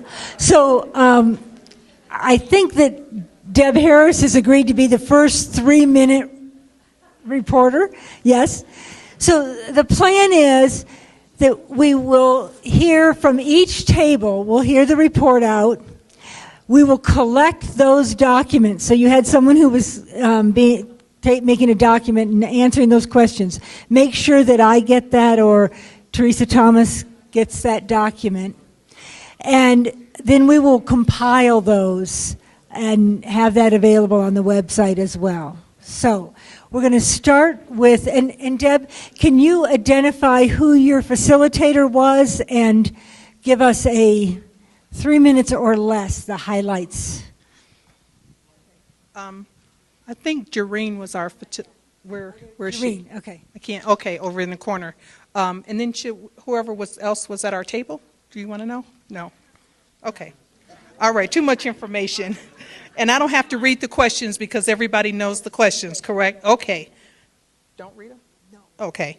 The issue of holding landlords responsible, why can't we hold landlords more responsible was one of the comments. Offense statistics and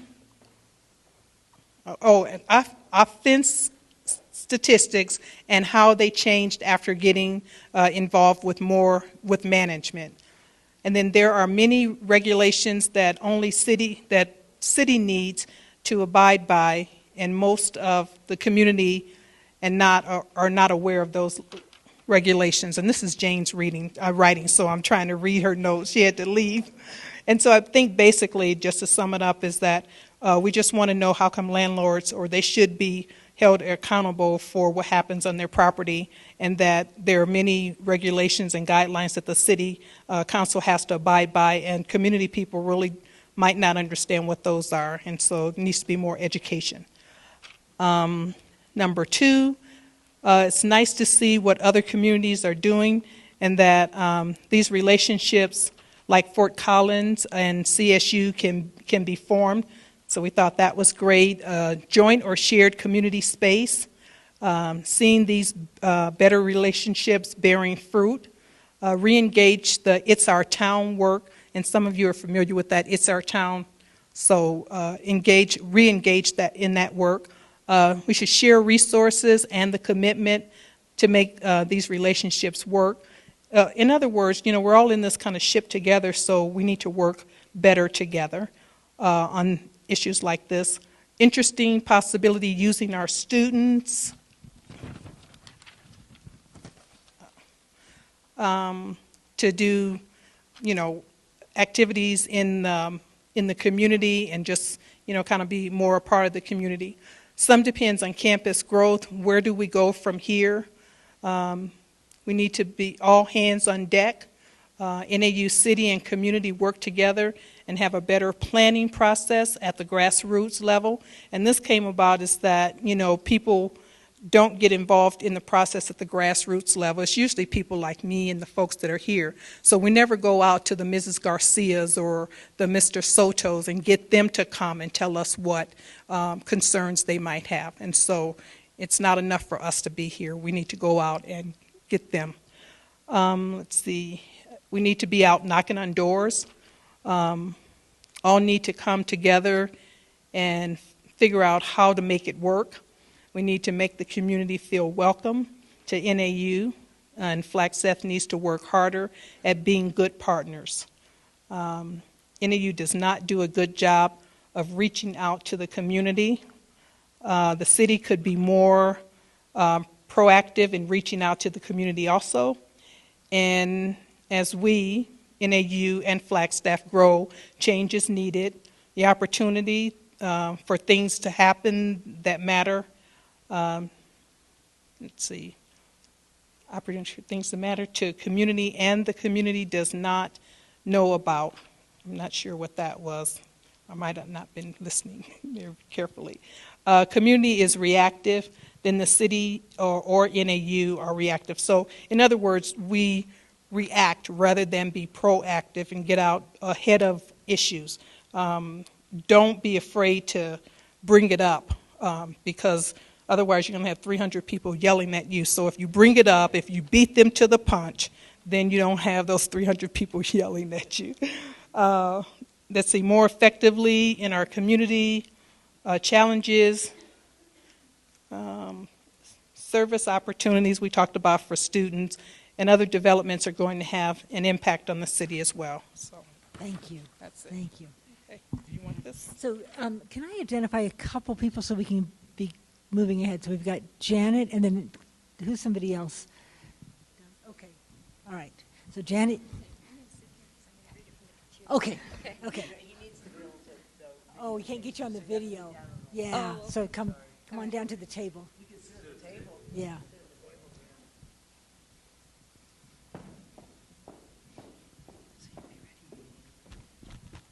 Okay, we were table 6. Is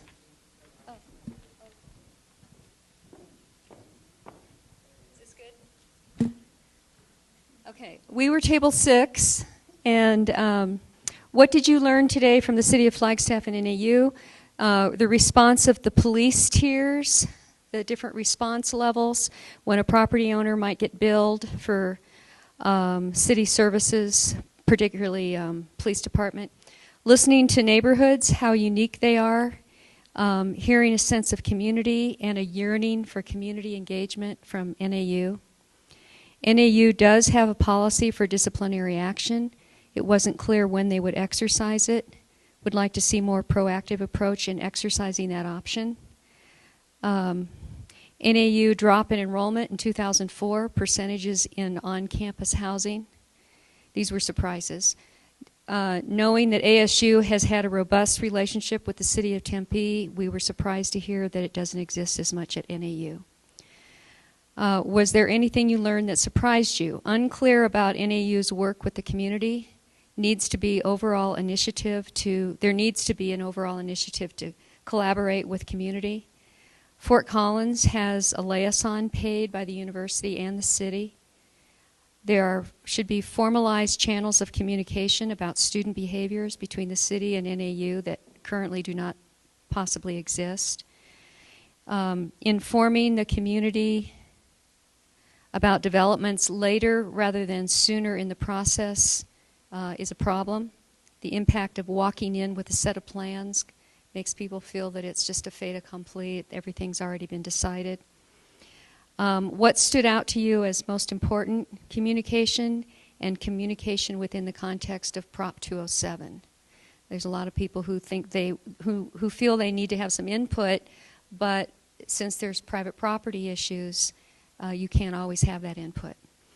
Collaboration. What did you hear from UC Davis or Fort Collins that you think is relevant for our community? We loved the concept of staff and faculty housing. It could be a good transition buffer for staff and faculty coming to NAU, having housing on campus, moving on into family housing, moving on out into the community. And it could be applicable to the land that NAU owns at Lone Tree. The transportation piece, where buses, biking, walking, and parking requirements are used. The collaboration between city and university to change residential parking codes. Majority of residents in neighborhood can request a parking code that fits their neighborhood.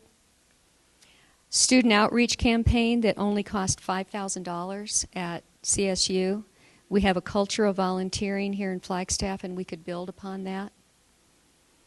The shared community liaison between the city and the university, we really love that. We love the city neighborhood services position dedicated to educating the public about city processes and providing them, the citizens, access, demystifying the process, being more inclusive, more accessible, helping people understand how a development process works and how they can get involved, and like I said, demystifying it. That those two universities brought students into community building to foster a sense of ownership. What are the implications of what you learned for your community? Looking at Fort Collins ordinances that are applicable to Flagstaff, partnership opportunities with NAU, community engagement, student engagement, more give and take in city-university relationships. Fort Collins has a lot that we can borrow. They're a very similar community, and we thought we might be able to borrow from their experiences. So where do we go from here? We're suggesting a joint advisory committee of NAU, the city, with some stakeholders, including the college and neighborhood associations, to explore and take this to the next level. Some of the things that advisory committee would do would be city and NAU would staff it, get information from Fort Collins, develop a student housing plan in partnership with NAU and the community, and then more information would be developed from there. We would need to review the online learning projections at NAU so we know what that means going out into the future, so we know how much student housing we actually need at NAU compared to online learning. Create a shared liaison position between NAU and the city, and also a neighborhood services position, and look at shared housing between NAU and Coconino Community College. And this is Janet Regner, in case anyone doesn't know. Thank you very much, Jay. And can you start with an introduction and then come over here and stand in the light so that we can get you on video? Celia's going to join me just in case I can't read some of the writing. I'm Jay Crystalman with the county, Community Development Director. Yes. So I'll read the questions. I forgot my glasses. What did you learn today from City of Flagstaff and NAU? Was there anything you learned that surprised you? What stood out to you as most important? Thank you, Celia. So one of the things that we learned was that NAU students like to party and cause pandemonium. Just kidding. We didn't really have that written down. What we did learn was that the decrease in police reports when partnerships and good communication took place, so that was encouraging. Accurate statistics about NAU is, I think it's 46 or 48% of the students live on campus, which is incredible. It's very high. Student housing on campus must be paid by fees, so it's not subsidized by anything other than that. That was interesting. New problem with student housing over the years, people complain about absentee landlords and a big return to the landlord, and it was construed as a problem that we have not been addressing. Comprehensive housing problem in general. What's the definition of family? Something that came out of our table was that there are 8 unrelated people constitute a family for a home in Flagstaff. Dan, correct me if I'm wrong there. Student rentals obviously is an issue. Is this to the next part of the question? I'm sorry. Or we don't have the tools to deal with behavior from the issues that come from student housing, and I think that was pertaining to the city code in particular. What entices a developer to go with student housing rather than... Thank you. It's a team effort. You need glasses? I don't think so. I'm doing all right. Is it the parking calculation that entices the developers to go with a student housing instead of the apartment complex instead of a room and board type situation, and 1 parking space per bedroom is what the outcome of that is. And then we talked about parking garages and such. And one thing that was interesting is that the city of Flagstaff, I believe Mark said that it was 5% of communities in the United States cap the parking, which we found interesting. So that actually helps in our locale. Everyone knows a question, so I think it would be highlight them. They just got finished. No problem. Okay, whatever you say. Sounds good. Okay, so for question 2, it was interesting to us that it was the same corporate players. I think everybody probably thought that was interesting. The land trust idea in UC Davis, keeping houses permanently affordable. We found it disappointing that NAU wasn't trying to do something more like UC Davis with the cottages and the faculty and folks living there on campus, as well as the staff and students, faculty. The Student Housing Action Plan, so the SHAP, thought that was a fantastic idea. Our table indicated they'd like to see something like that in the future in our community. If we don't get that, then maybe, sorry. Thank you. Appreciate that. I need a flip chart. So we'd like to see the task force created the SHAP. Community liaison and the neighborhood liaison we thought was a fantastic idea, something that could be implemented here. Enabling legislation is better in Colorado and California. That was one of our comments. Aspen Heights seems to locate its student housing farther away from campuses, and that seems to be not just here in Flagstaff, but there are other locations with 8 dwelling units per area, so it's not even remotely considered high density at 8. So for question 3, The implications. oh yeah. What are the implications of what you've learned? Okay, thank you. So we can learn from other communities, mistakes that have been made, hopefully improve upon those. We found that Prop 207 is a major obstacle. What's that one? Sorry.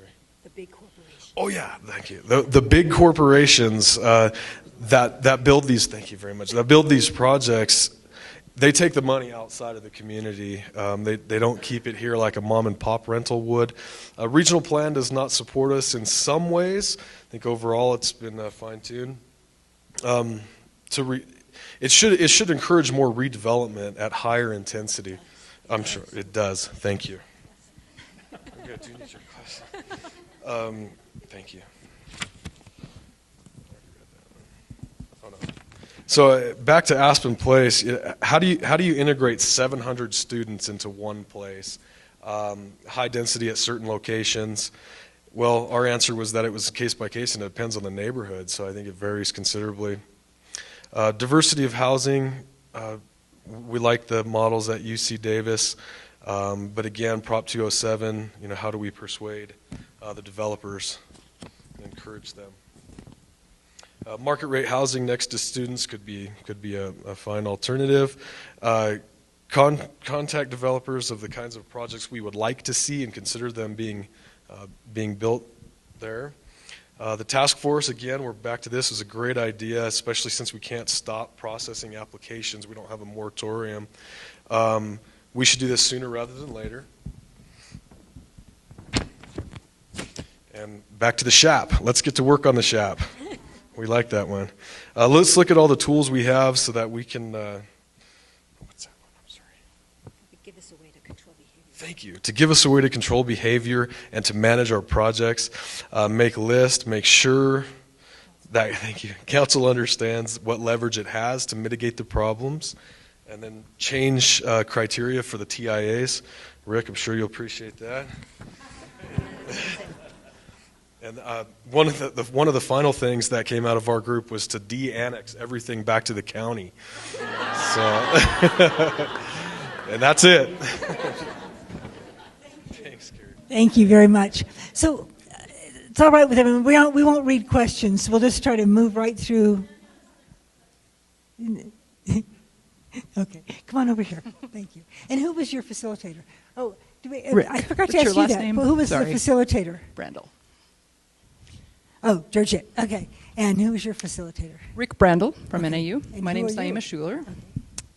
And we were a little bit all over the map, so I'll just kind of read by sentence, I guess. The first statement, the polarized communication during the whole standard project here in Flag was unfortunate and today indicates a willingness to move forward by those present. Somebody at our table was surprised that off-campus developments can impact on-campus housing. The UC Davis development that included student and faculty housing was desirable. UC Davis had a huge tract of land to develop, so it was different than NAU is in that way. Fort Collins, strong emphasis on community involvement, partnering with the faith communities and having a designated community liaison was desirable. We were talking about things that we liked. Having community involvement and input earlier in the process is very beneficial, and having it regardless of rezoning or CUP designation is good also. Obstacles and opportunities. A couple of the obstacles, traffic and parking. Traffic, specifically jurisdiction. ADOT owns a lot of the roads. What do we do with that?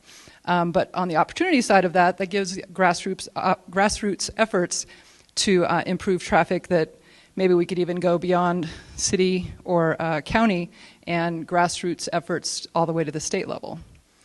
On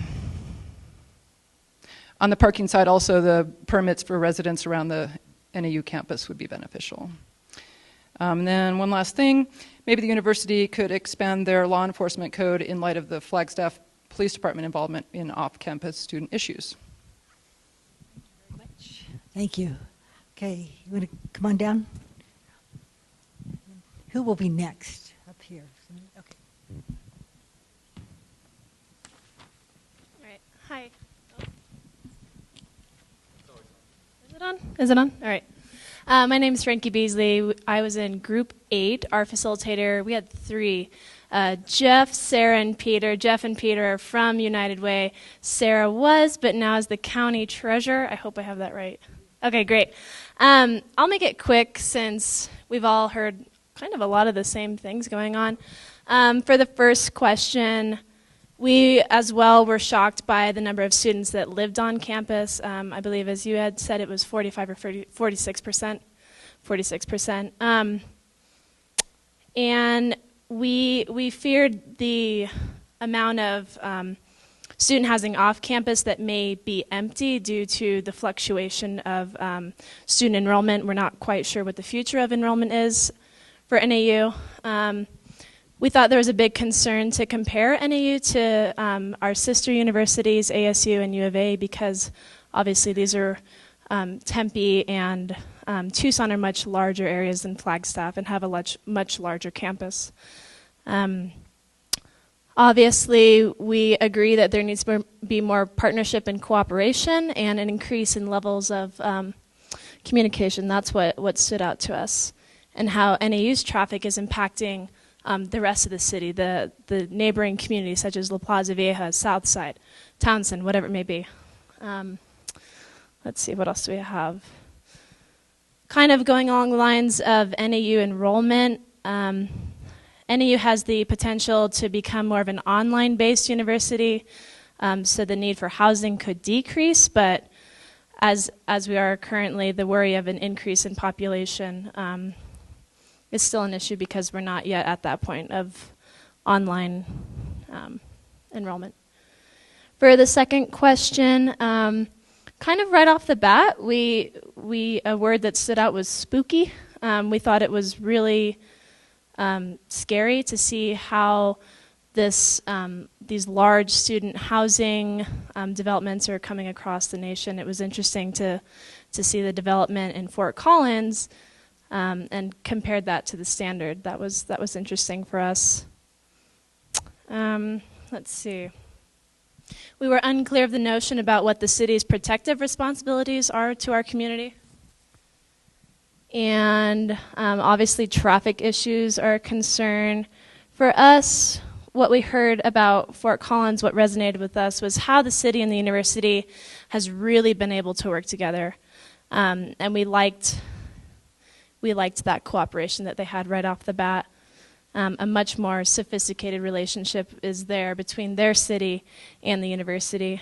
Kind of, again, something that stood out with us, their city government seemed to be more proactive, as to maybe ours is a little more reactive. So these are things that concerned us. What else? So I'll move on to the third question finally. We really had an emphasis on property management ordinance as well as property maintenance ordinance. And we talked a lot about the potentiality of, in freshman orientation, kind of integrating this sense of community with the freshman students right off the bat, so that there's not these issues of students coming into a place and not really caring about the community that they belong in or that they live in.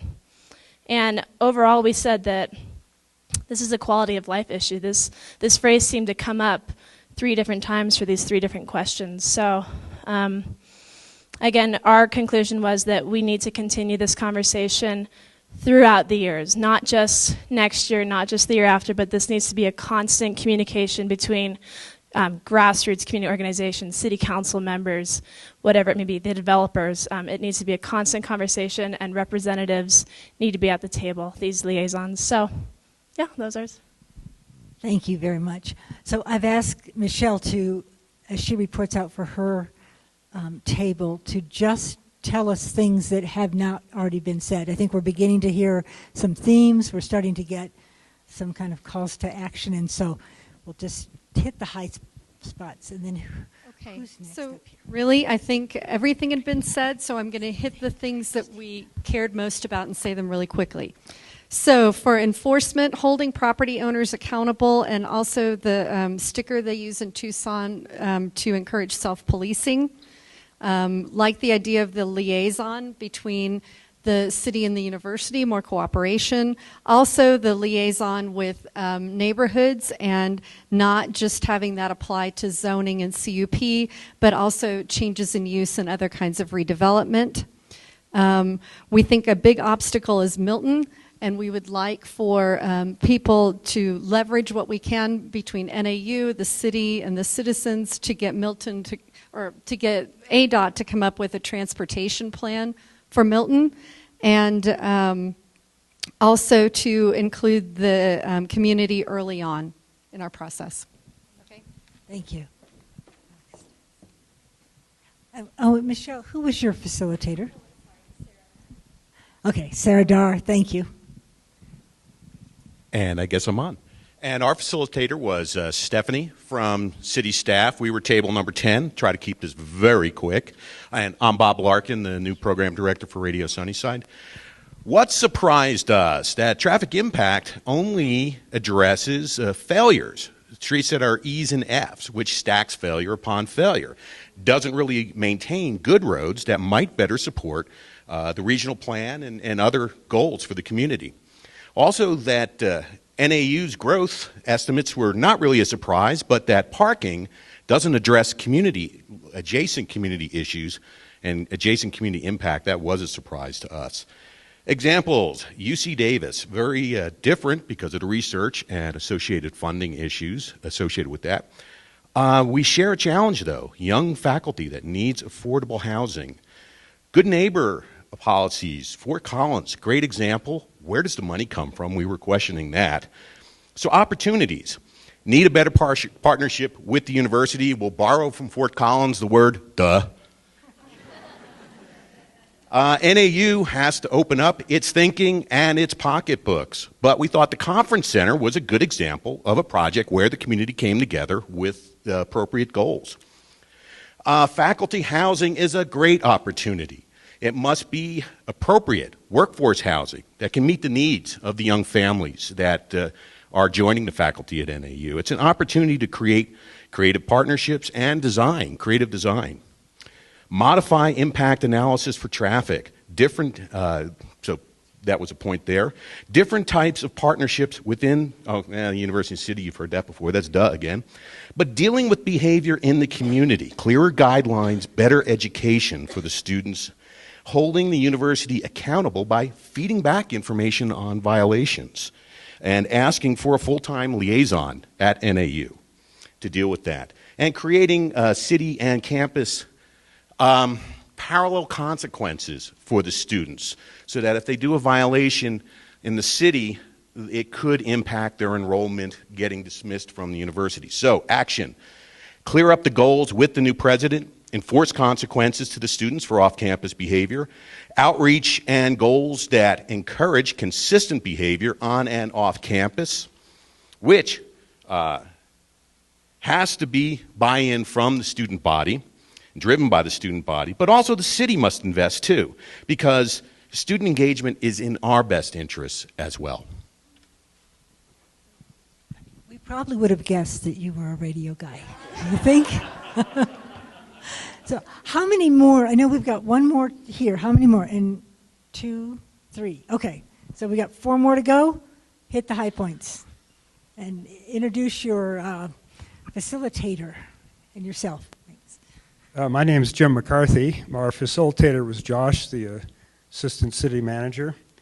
And what we might have talked about is where we should locate student housing projects, how big they should be, planning and zoning type issues, but we really didn't spend much time on that. What we tended to spend our time on was 2 areas, communications and responsibility. So as far as communications, we noted that the first thing that we kind of said today is that the spirit here is that everybody's not pointing fingers at somebody else. They're all saying, we're in this together. NAU, the city, the neighborhoods, we're all working together. And we also noticed that that was what had worked at Davis and at Fort Collins. So that's the model that we should be using. We talked about the city liaison officer. We thought that would be a good idea, although we all admitted that we couldn't come up with a revenue source. I suggested to the chief of police that we take it out of the police salaries, but that didn't go over too well. Anyway, all kidding aside, we thought that was a good idea if we could figure out how to do it. And like some of these outreach items that we're seeing right here, we think those are very productive and for not too much money. If we do have a liaison, we talked about how that they have to be neutral. They can't become an advocate for the developers. They can't become an advocate for the city or an advocate for the neighborhoods. They have to be neutral and just try to facilitate a conversation so that we can all work together. And okay, so now I think I'm going to move over to the responsibility part of it, which is what we mostly talked about. We were talking about it would probably be a good idea to have complexes have security plans. And the idea came up, actually Art Babbitt had the idea, that maybe when we get a COP or a zoning change, that as part of that, that we set up a security bond. And we talked about how, well, that may not be too practical to enforce, but the conversation was that if we have a development that really becomes a very severe trouble problem, that's a hammer that we would not often use, but we could. We could revoke their CUP and say, you're not going to be able to have a room and board permit anymore. So that would be for a severe case, of course. But the basic concept is that we would expect large developments to have some kind of a behavioral management plan in place. Let's see. We talked about how right now, at one of the large developments, each room is considered an address. So if room B95 has a complaint, and an hour later room A6 has a complaint, those are completely separate. But it might make sense to reevaluate how we could say if it is at the complex that we should count all of those as one complex and ask that the managers of that complex take care of this problem. And that would probably take a change in the city code, but that's something the new council could consider. I think I kind of jumped around and covered all of our main points here. So thank you.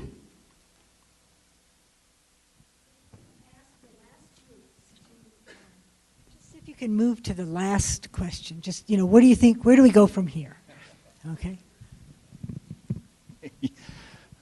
All right. Where do we go from here? Jerry Neighbors, and our facilitator was Sarah Wagner from the county. I'll bring this down to about 3 points. We agreed, we had a lot of comments, but what we agreed pretty much on was that this was not a city versus NAU issue, and that we are all in the same boat here. We understand why NAU would want to kind of push out its traffic, parking, and housing needs onto the city, and that's understandable, but as long as everyone's at the table, we think we can come to some resolutions. One of the issues we discussed is, do we want students out of neighborhoods? Do we want them concentrated? And the consensus was no. We can appreciate students dispersed in neighborhoods as well as in the larger complexes, but we like the idea of make it a neighborhood connection. Greet the students and have the students, as done in Fort Collins, have the students greet the neighborhood. We felt that there would be occasion when it would be appropriate to do redevelopment in a neighborhood near NAU. if it was done tastefully and progressively and compatible with the neighborhood and with the input from the neighborhood. But we did not say that everything close to NAU, any existing neighborhoods, were out of reach of any redevelopment or student housing. There you go. Thank you. And who was your facilitator and who are you?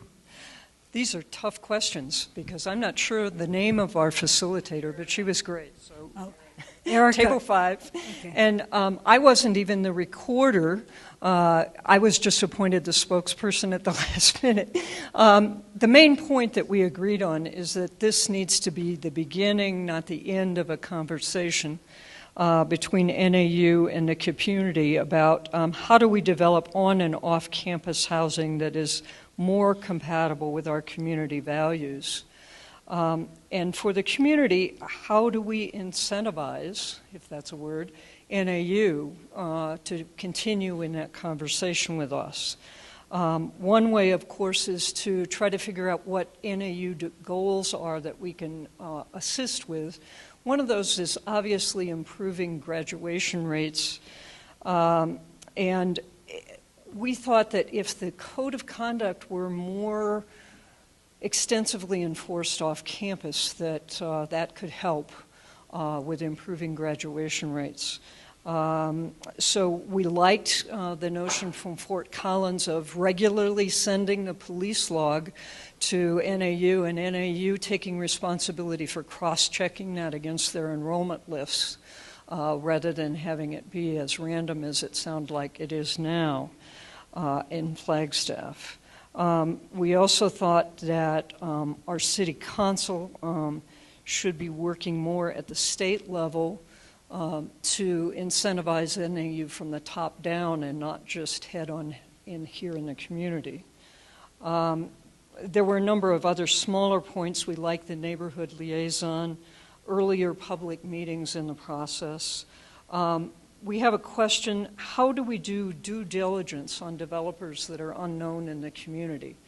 The staff seems to have some difficulty doing that while also maintaining their duty to be impartial in the process.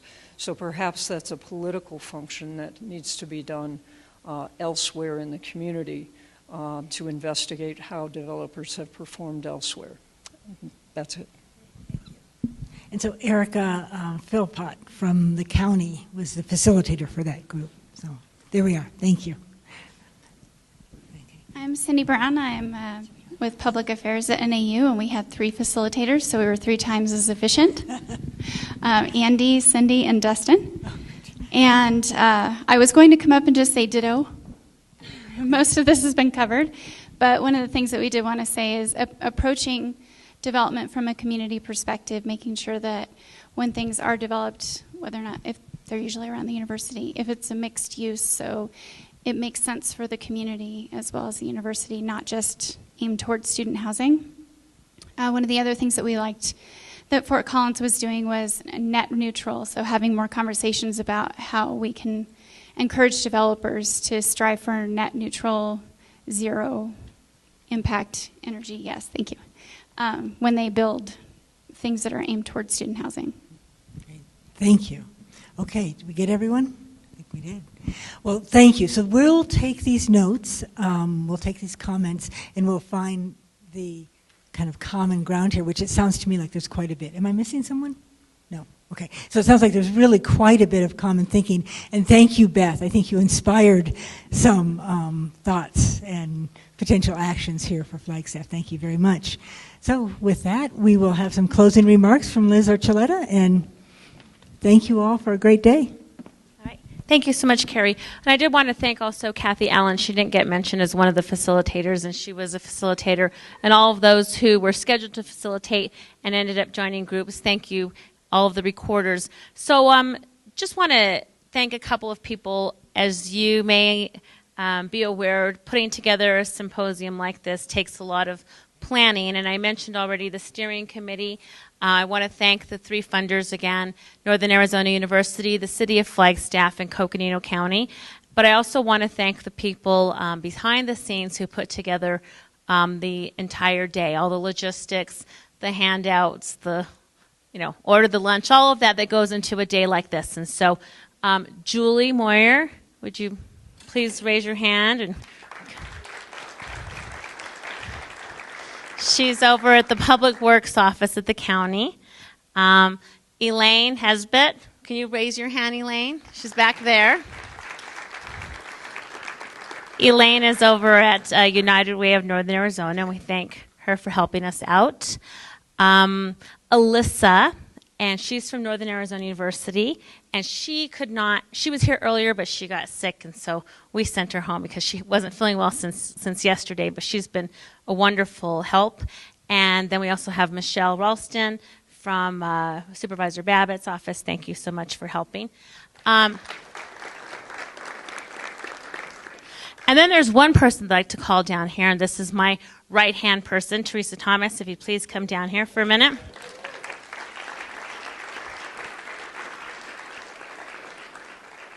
When I agreed to lead this community conversation on student housing, I told Teresa, well, the majority of the logistics are going to fall on you, and so she's been the machine behind all of the logistics for today, and we really want to thank her.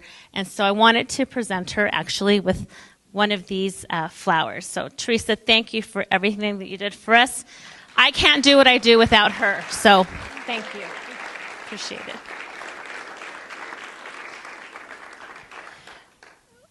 Just to wrap this up, I really want to thank you for your participation, for staying to the end. I think I'm really happy, first of all, with the participation and the diversity that we have represented here today.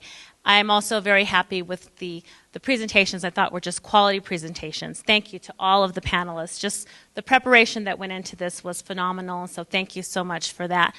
And then thirdly, I want to just tell you that your small group conversations and just the rich dialogue and the civil dialogue was just exemplary. I think if we can take this approach to tackle tough issues would be great. I think we've really developed a model here. So as Carrie mentioned, there is a website that's on the materials that you picked up today. The video presentation from the symposium, the entire taping of the symposium will be loaded onto there. All of the PowerPoint presentations will be loaded onto there as well. We will get our group together again. We'll go through the comments from the small groups. We'll have all of that in the aggregate, but then we'll also probably come up with a matrix of what were some common themes, and then a summary overall of today. And so we'll get that to you shortly. I'm not going to say it's going to be by the end of the week, but it'll be in the next few weeks. And so if you did not leave when you registered, if you did not leave your email address, if you would please do that with Teresa or one of the people that I identified, that way we can let you know, that information's on the website, or you can check back periodically, but it might just be easier for us to let you know when that's available. Okay? So with that, thank you so much again, and have a great rest of the afternoon.